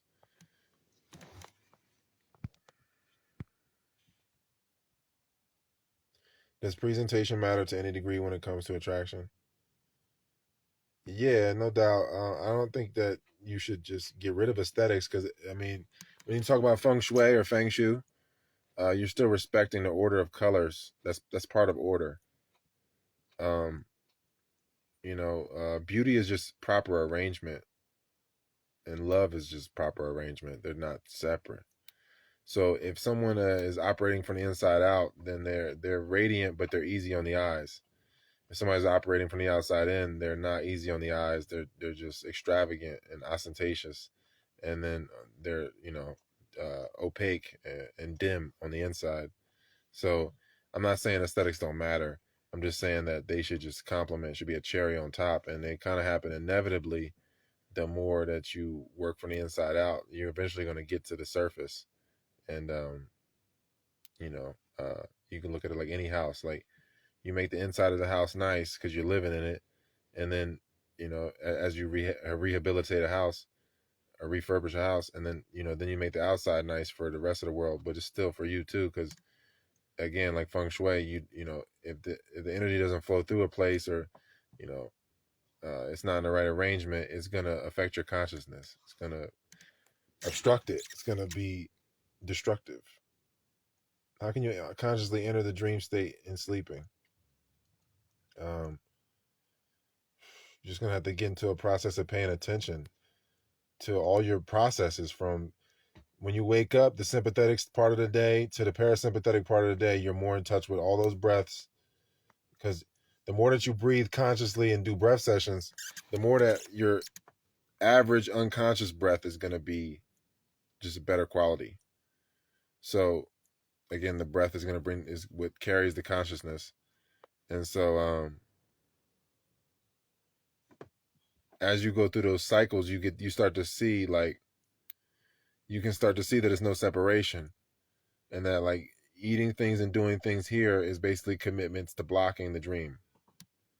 Certain things that when you eat certain things, or at certain times, when you don't respect the organ clock, the TCM organ clock, you don't respect that, and you're eating things that are gonna uh, obstruct whatever organ is being detoxed, because every 2 hours you detox a different organ. So say if your gallbladder and liver are detoxing at 2 to 4 in the morning, but you're out at night drinking and eating at 2 and 4 in the morning, so now your gallbladder and liver, they're in their most strongest time during that period, but you're going against the grain by, they're supposed to be in a repulsive and a pushing out state at that point, to express themselves.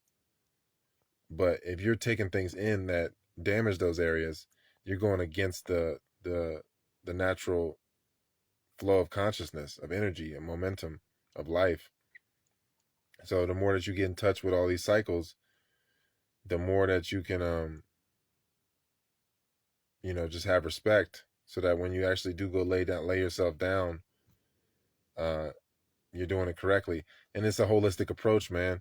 If you're living in a bunch of electromagnetic smog, um you know if you're going to sleep with your phone next to you, if you're going to sleep, you want to get some natural, some fresh air around you. You want to be closer to the ground if possible. You want to get negative ions, because again, negative ions are ethereal, uplifting ions. The positive ions are earthly, bringing you down to earth, and those are the ones that create cancer. Um, so, like, anything that could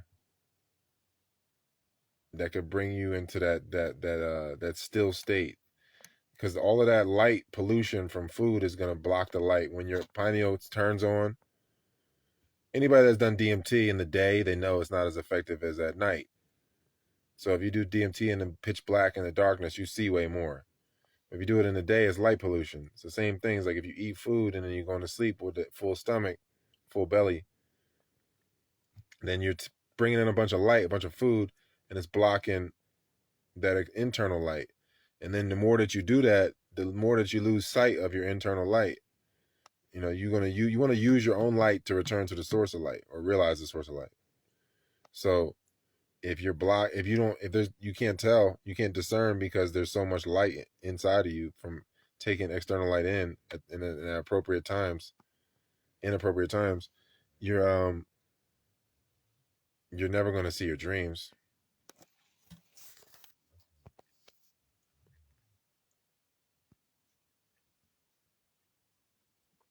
Was Christianity deluded because they say chakras are demonic? And I know I've read the book. It doesn't say anywhere in the book that chakras are demonic. The chakras are the endocrine system, and obviously God made that. How do you nourish yourself? Because your clarity is on point. What is sobriety? Um, it's really just gonna be mostly smoothies at this point, man. I've been saving up so that when my sister gets here, and maybe, I don't know, maybe we'll have some raw Fresno. I don't know. I don't know if we're gonna do that, or maybe she wanted, maybe we do some mushrooms or something. I've been sober for like almost half a year now, so I don't know what we're gonna do. That's not to say I haven't eaten solids in a half a year, but I'm just saying that the sobriety for a half a year, coupled with mostly smoothies and mostly hydrating foods, if I do eat, you know, um, or foods that are alive at least, if they're not hydrating, then it's definitely helped my clarity. What are some ideal things to do before a psychedelic trip to have a better experience? A bunch of fucking breath work, some enemas, maybe do some activated charcoal earlier in the day before you do it. If you depends, most of those psychedelics are supposed to be done whenever you're, uh, whenever you would naturally really be asleep, or typically whatever your cycle is. If you're always asleep at 2 a.m., you should do the shrooms or whatever, the DMT at that time, because that's the area of your life that you're consolidating all your unconsciousness, and you're not really acquainted. That's your darkness. Everything's being buried in there. All the traumas, yeah, but underneath all those traumas is all the talents and all the gifts, you know, that are there. All the things, all of the gifts as far as memories, beautiful things or whatever you want to say, wholesome moments, and the gifts that your talents, your destiny, all of that's there in the darkness. You're pushing it there, burying it there with the traumas. So you should do breath work all day, have some activated charcoal maybe earlier in the day, um, and do a breath work session beforehand. Like at least 45 minutes to an hour before you do whatever you're about to do, and stretch. Like I said, enemas, uh, diatomaceous earth, and activated charcoal, and earlier in the day would definitely help though. With psyllium husk, probably. Drink some tea if you drink anything, or water. Only been 5 months since implementing retention. What are some things to expect moving forward, and what revelations have had a profound impact on furthering exploration? The more that you get in touch with your whole body, the more that you realize it's not separate from like the universal body or life, the whole body of life itself. So the more that you go into sex, you can see that you're supported by all of life itself. Like I was saying in a few videos back, if you let a parasite run your life and continue to colonize your body, then it starts to get the predominant force in your body. It's just like if the president in the government, he might not want bad things to happen, but if everybody else in the government is garbage and they're all parasites, it doesn't matter. They can override the veto power of the president. So you as the president, you could be like, no, I don't want to eat this food. I don't want to have sex with this person. I don't want to do these drugs. But if the parasites have so much control, they've colonized so much territory in the body, then uh, they're going to make the decision for you. But so the same thing goes if you've awakened or activated um, more of your body. So the more that you've activated your body, the more that you're connected with everybody else, because there's no separation. Everybody is inside of you and you're inside of them, or however you want to look at it. So you activate an area of you, then you're connected with these other areas of life. So they're all supported, acting as a support system when you're going into these challenges, and really like, um, it, it's just the creative output that makes me continue, because and I just don't want to step away from the alignment at all. And I just, in my dreams, I don't even remember what it's like to want to come. I don't even remember what it's like, yo. The only way that I've ever experienced my body wanting to come is to make a baby.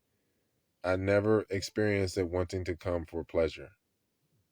It's such a cheap pleasure compared to completion of the course. So I feel like the further you get along in the process, the more that you just return to that. Like when you're a kid, you're not thinking about jerking off when you're like 4 or 5 years old, 6 years old. You're generally not thinking about it. You have to be really perverted or in a really traumatized situation, conditioned situation. But you're not even thinking about it. It's kind of the same thing. Like you're really not. You're just doing what makes sense at this moment. What's sapient at this moment with to move forward. And if ejaculation doesn't make sense or isn't sapient, then it it's not even a thought.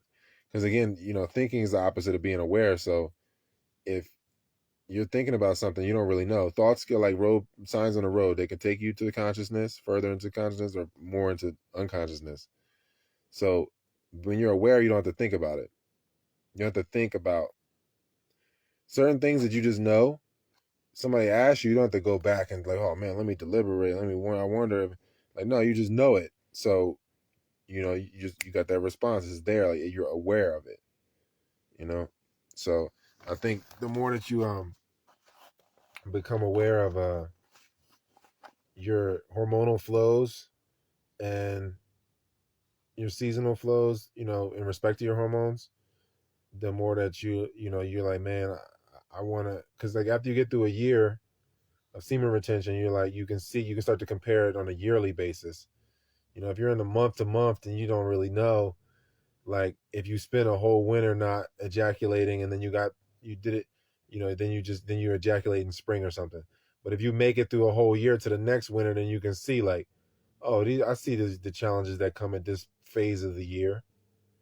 Like for me, like it's not really a challenge in the summer.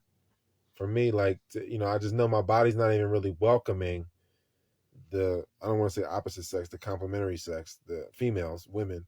It's not even really welcoming them, so it's like pushing them away energetically, really, in a lot of ways, from late spring um, to fall. And so the real challenge is, really from like fall to spring for me. So I know different people might be different, but um, I feel like it all just becomes obvious the more that you go, extended periods, because then you're like, oh yeah, that's right. Last April was like this. Last March was like this. It's not like, um, you know, it's not like a month or some weeks. You know what I mean? Or 6 months. It's like half a year. 5 months. You said, is once you get to half a year, then you've made it through 2 seasons. Now it's like, you gotta see what it's like to make it through 3 seasons, and then you get to the fourth season mark, and you're like, all right, so now I've retained through summer, winter, summer, fall, winter, spring. I've done it. So now I have respect to it. But if you just do like only in the summer every year you retain, or only in the spring, then you don't really know.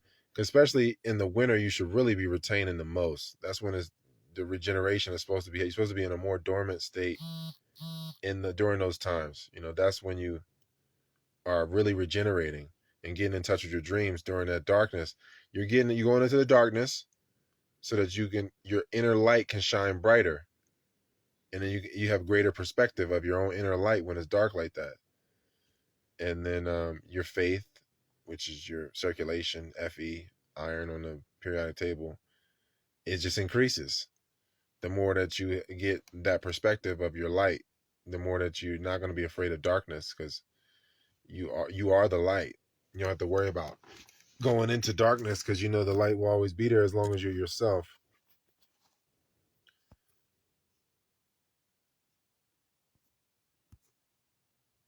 How can we let go of our bondages to things like distractions or time wasting and be able to focus on higher actions?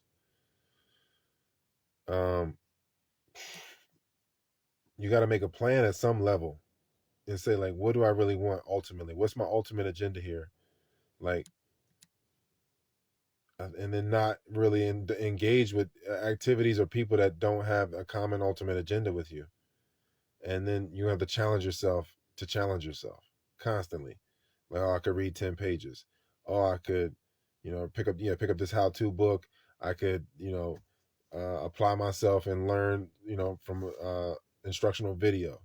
Um, I could go talk to somebody that knows about it. Whatever it is. I could kill my ego and say sorry to somebody. Um, all of this stuff is going to keep you from wasting your time, because you'd be hung up and then you just want to waste time because you don't want to dwell in reality, because it's like a checklist that you've like pushed off. And you're like, all right, I just keep wasting time. You know what I mean? And then you forget why you stopped trying, why you started to forget, why you wanted to forget. You start to forget why you're forgetting, or why you put that intention of forgetting out, the more that you forget. Young Pharaoh said, jewelry can attract sun towards you, but some modern science says gold and silver can lower testosterone. Is jewelry toxic, beneficial, or negligible? I think it's the placement of the jewelry. You know what I mean? Gold on your thymus gland would be good. You could use silver, like I said, to make colloidal silver with. You could charge water with it. Um, I think metals, have their place. Um, you know, I don't see a problem with it. It's just the thing with gold is like 24 karat gold is obviously too soft to wear it. It's too soft of a metal to wear. But all the other golds, 18 karat, um, 14 and 12, they all have other metals in them. It's not pure gold. So, those other metals are maybe what are affecting you. Maybe it's not the gold. How can one stay present and in a flow state when doing monotonous tasks? If you're in touch with your breath, it becomes obvious, when you're missing breaths, if you're doing monotonous tasks. And I think you just got to look at it like, this is the time for monotonous tasks. This is the time for monotony. Monotony, because in Latin, the earth is called mundus or mond, or like earth, like mound. So like monotonous is coming from that. So like it's just your earthly task. Like it just, you can't be just focused. If you have other areas of your life that you get to express those other faculties of your being, then you don't feel bad about doing the earthly faculty when it's time to do that. So you can stay present during it. Greetings. What do you think about cutting or okay, my bad. Damn. Uh, how did you and Sean meet? Sean who? Sean Lee?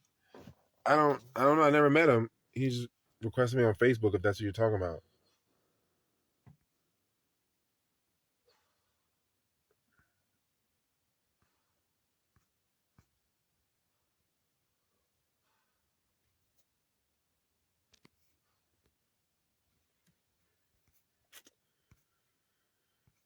Let's see. I should have deleted these as I was reading them. Whatever. Y'all can check out my books, man. I got 44 PDFs and 5 audiobooks for $50. I do consultation 30 minutes for $50. Most of the time, you don't need more than one call. And also, when you buy the books, I send the instructional breathwork videos as well. And yeah, I got the clothing. Let me see. I got the clothing. Pride is fear. Pride is fear. I got a bunch of them. You see them on my Instagram. At Do What Thou Will is my consistent Instagram that I keep, that I don't really post on, so I just keep it in the background.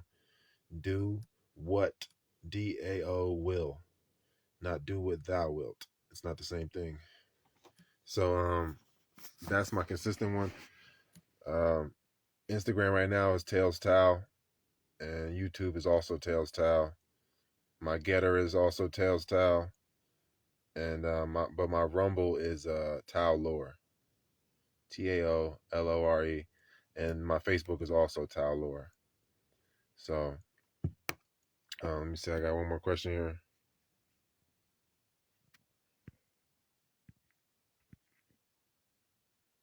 The company of the protein powder I use or suggest. The Amazing Grass. Amazing Grass protein powder. I feel like is the most satiating. Um, yeah, that's pretty much it. I also have the yoga mats too. I forgot to do the yoga mats like this. You can get the yoga mats, flip flops, hats, what have you. Pretty much anything. It don't have to be my one liners. Like I got the one that says "Too true to be good." Different. I got all my one line. I'm gonna just put all my one liners on shirts and hoodies and pants and stuff. But you can tell me if you just want to put your name on there. If you want me to put an image on there. It's funny. I used to do this a lot when I was 16, and 16 years later, I'm back at it. Honor thy mother and thy father, and thy days will be long upon the land. And I felt like I was always honoring my father in some respect because he's in the medical field. Me doing the health talks and stuff. But if I'm not doing art, my mom's an art major. She's a seamstress, man. She used to be a fashion designer. My mom used to make, clothes for mad people. You know, Muhammad Ali's daughter, mad people. She's making clothes for Stevie Wonder when that's how she met my brother's dad, because my brother's dad was Stevie Wonder's best friend. Um, my brother's dad's passed, but yeah, when my brother's dad passed, Stevie Wonder paid for the funeral. My mom used to make clothes for his videos. So like, um, you know, she makes clothes for like Broadway plays, um, everything, Thanksgiving Day parade, everything, whatever you could think of. You know what I mean? She be making a lot of that stuff that you might see a parade or something. My mom probably made something in there, and I just feel like, yeah, my sanity is just a lot better just from that, just from getting back to, you know, honoring thy mother and thy father. I had my dad, you know, I was honoring him at some level, you know, playing ball because he liked to run. I was playing ball and I was into the health thing, and I felt like I honored him. But whenever I got them both going, it's like having both legs. I didn't have both legs going. You know, I was walking with one leg, literally though, from when I had Lyme's. Or because I feel like my Lyme at this point, I'm gonna get another test and see if I even test positive for it. Because I feel like, you know, I can look at my knee and see that it doesn't look exactly the same. It's like 99%, still a little bit of puffiness on there, but it feels right. I can do all the things I used to be able to do, um, athletically. So I feel like, you know, again, the sanity, the food and all of that helps definitely, like, to fast, I mean, but your output is going to determine what your input is. If you're being a cop, especially if you're not like, if you've seen the movie The Spook That Sat by the Door, you know, the guy, he joined the CIA so that he could teach his people in his neighborhood, um, the different tricks of the trade, you know what I mean, what they be doing. That's the only way that you'd be like, you know, if you go into the system, you do it like that, you know. That's the only way that you can kind of live with yourself. But you don't want to be doing things, you don't really want to be, you know, part of the B system, part of that structure, because it's harder to live with yourself. So I feel like the more that I do things like this, like go into the clothes, and that's why I really, especially in my mom's latter years now, I really would like to just hang out with her every day, take my mom to work every day, and just learn um, how to do everything with clothes. She can do anything and everything. So like, I feel like that's really kind of what I like to do for the next if as many days my mom's alive. Honestly, if it was up to me, I wish I could just hang out with my mom every day and do that, and, you know, really learn from her and absorb the craft. Because I feel like as a child, if you were to learn a craft from someone and you learn it completely, then you learn how to learn. Even if you're not gonna be a tailor or a seamstress or whatever it is. Like, say if somebody you know, teaching you how to be a whatever they're trying to teach you how to be a physical therapist, or they're like, hey, we come from a long line of cobblers, we make shoes, and you're like, man, I don't want to do this. But if you learn how to do something completely, you learn how to learn and you learn how to complete. So then you can teach you can learn how to teach, you learn how to teach yourself at that point. So I feel like it's important that the parents know a craft so that the child can learn the craft, even if that's not what their career is going to be. They don't necessarily have to do that, but you've taught them how to learn something completely. So then now they can just apply that. Like, they know once they've reached that state of like, okay, I know this in and out now. And now they can go and apply themselves to, you know, to learning how to teach themselves, and, you know, learning how to teach in general. You know, like they say, you don't know how to do something till you know how to teach it. So you teach yourself and then you teach others, and then you've really learned it. So I feel like that for me really is what brings the most of the sanity in my life at this point, is just working with clothes. And this is just the beginning, you know, because I feel like that's really what derailed me. I never wanted to play football, but they were like, yeah, you can throw the football 70 yards, you know, you 6'5", you should play football. And I was like, I'd rather make clothes and draw, you know, and it just is what it is. Football took me all around the world and made me connections all over the place. It's okay, but, you know, for my sanity's sake, I need to do something like this, honor both my parents. And it's a funny thing. I guess I'll end it with this little snippet as far as the parallels go.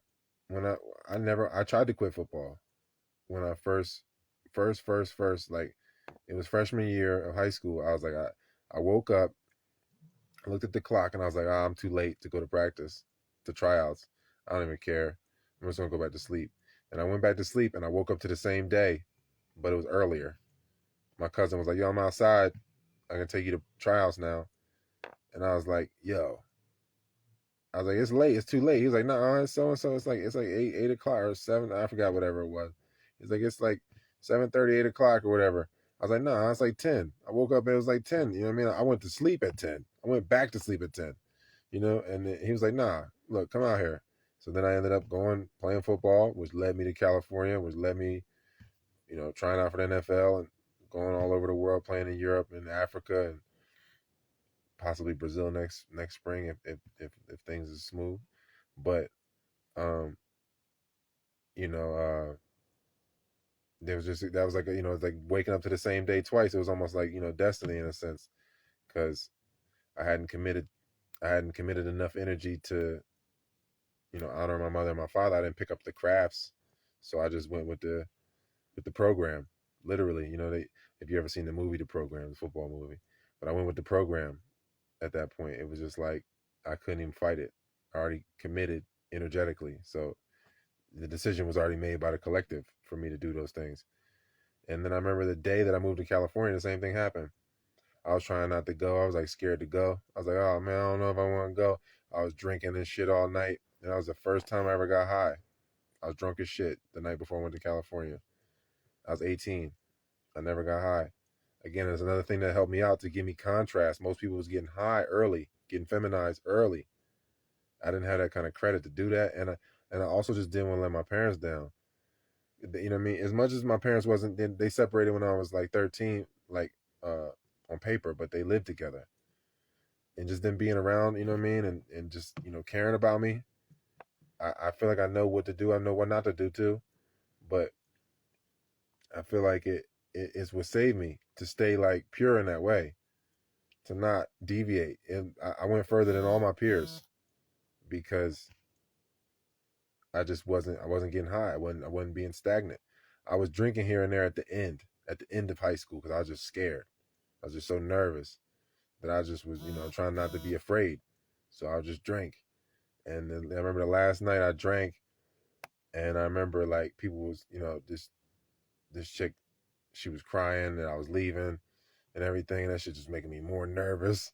And I remember like the waking up the next morning, and that weed was like the only thing I compared it to was like a mushroom trip at that point. I was so fucked up. But I remember this is my first time.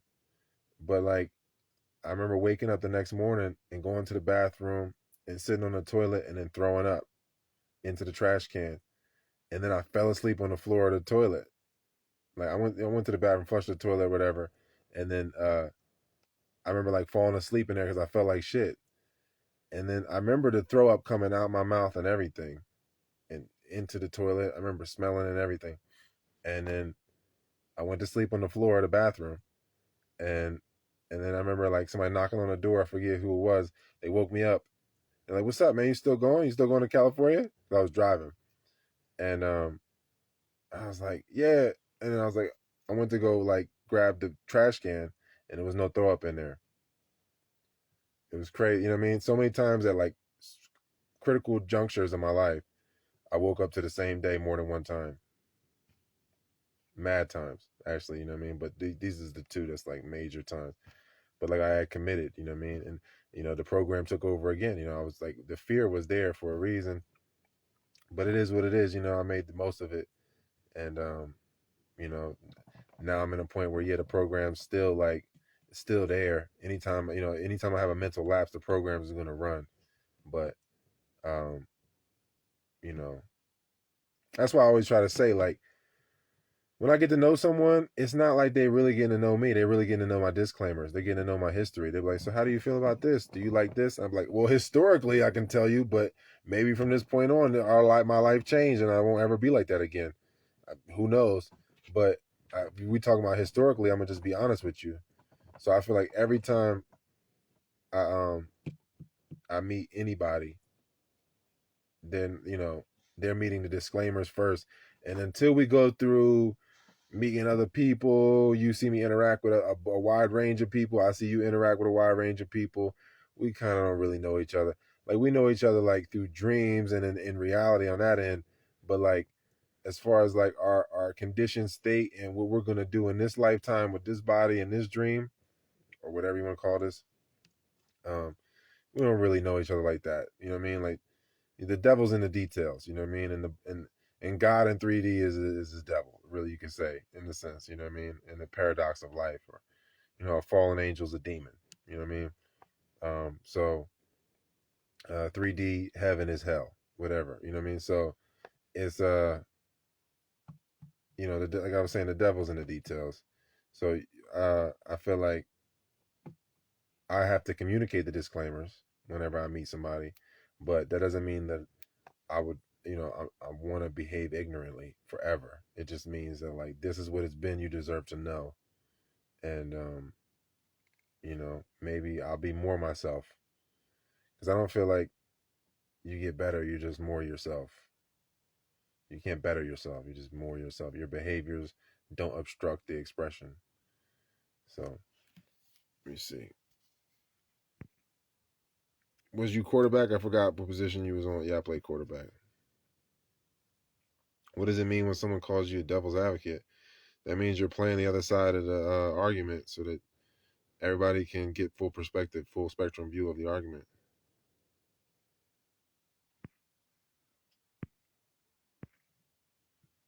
How do you know when it's right to end a relationship and it's not self-sabotage? Fear shouldn't be the glue for a relationship. You gotta look at it like that. Fear, if you're afraid that they're gonna go off, hurt themselves or kill themselves, or you're afraid of being alone, that should not be your glue. You should be honoring your sanity. Fear is not sanity. So it shouldn't be fear that keeps you with someone. You should be I don't want to say like you should be elated, but the contentment, if the contentment is not there and there's no communication, verbal and nonverbal, to where things are clear, then it's probably time to move on. At least give it space for a long time to really reset, recalibrate, and then you can go from there. But and at that point, you just can't be judgmental. If they went off and they messed with other people or whatever it was, if you decided to step away, you can't really be mad at that point. You know what I mean? You just gotta accept it is what it is. But if they really care and they're really present with you, then I don't think they'll do that anyway, even at a distance. So um it's only self-sabotage if if it's rooted in fear, you know? That's really about it. If you're just like, oh man, I'm afraid to be better. I'm afraid to address these things. Life's really simple, man. It's not like it's like crazy, man. Like it's not like you know, it's the basic things, man. It's more basic than we make it. It's so basic, and you know what you have to do, so you create the distractions and make things complex to try to confuse yourself, so that you can start to have like amnesia and forget. Start to commit cellular traumas with substances, so that you can start to forget at a cellular level. But it's very basic. So you got to just look at it like the ultimate agenda. Like, do they have the same ultimate agenda as me? And if not, then how far is it? Can we communicate? How far off are we from each other, really?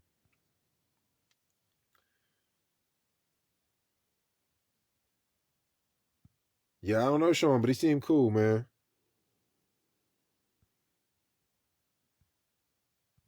Yo, Chad Wilson, why don't you just message me, dog? I can't be. Let me saying that out like that. Your intestines is your intelligence. You have always been this intelligent, or did it increase more and more the deeper you went with clearing your gut out? You know what? Like you already know this stuff. It's like your true self. Like I said, is what is. It's what's already present. You just want to align the body so that you can fully inhabit it, and activate the knowledge. Like I was saying, like in the last live I was doing with Gian, like a cat is more fully active. It doesn't. The less that you need, the more intelligent you are, and the less that you need, the more that you can give. You know, like this, like it's the Tao Te Ching says in the last one, like the the more that the master gives, the more wealthier he is. So it's more so just about activation, so that you know, the more intelligent, the more you inhabit, the more intelligent you are, the more you inhabit your body, the more that you can give. You know what I mean? Because the more intelligent you are, the more you inhabit your body, the more that you're receiving yourself. So then you can share yourself in a holistic way. So when you're coming into a body as a child, a lot of the times you can, you know, that's all there. All that stuff is there. You know, I mean, you might be traumatized or whatever, but it's not like fully conditioned and fully embedded. You know, some people don't have it as easy as other, or as soft as others, but um, the consciousness is there. The eternity is there. So yeah, you definitely just want to, you have to you have to clean the body out, but then you also have to activate it. You know, it's like if you do a bunch of enemas and stuff like that, and you cleanse and cleanse and cleanse mechanically, but you aren't um, expressing yourself and finding channels of creativity, then you're going to continue to take on toxic things, because the more that you cleanse without expression, the more that you're going to just continue to take in toxins, because you're just in this loop of cleansing, toxin, retox, detox, detox, retox. But if you express in there, then you can truly move forward, because you're communicating with yourself. Your physical self is able to fully communicate with your immaterial self, or however you want to call it. There's a rapport there. There's a connection. So, you know, there's less doubt. So you can just be, and everything becomes active, because you know, you're just expressing. The more that you express, the more active you are. So you only have your physical expressions, your mental expressions, all that artistic, financial, all of that is expression of self. Is ancestry DNA fake? I heard some people say that, but you know anything about it? I mean, it could be. They don't. They say that they don't have the Native American shit, because they know the true Native Americans is Negroids, and they're not fucking Mongols. So they say that they don't have the data on the Native Americans like that. That Ancestry.com shit, I think, is more so for the organized religions, and the people in massive organized religions. They use it so that they can uh, know who to breed with and who to not breed with. Like I was saying, Gemeinschaft and Gesellschaft, Yiddish. You know, like you have ordained friends and ordained mates. And so, you know, if you know your ancestry, then you can, you know,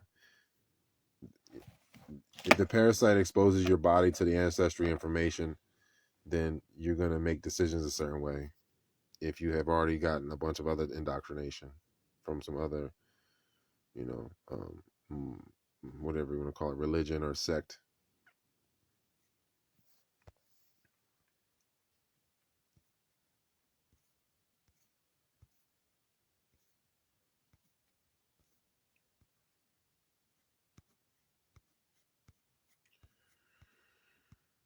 Well, I think that's it, everybody. Appreciate y'all for coming out. Y'all have a good one. Enjoy y'all weekend.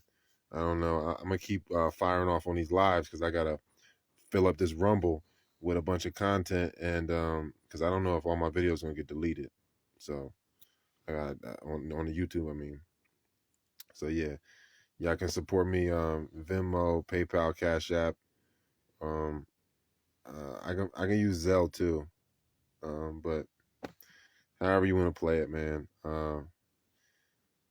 Everything is everything.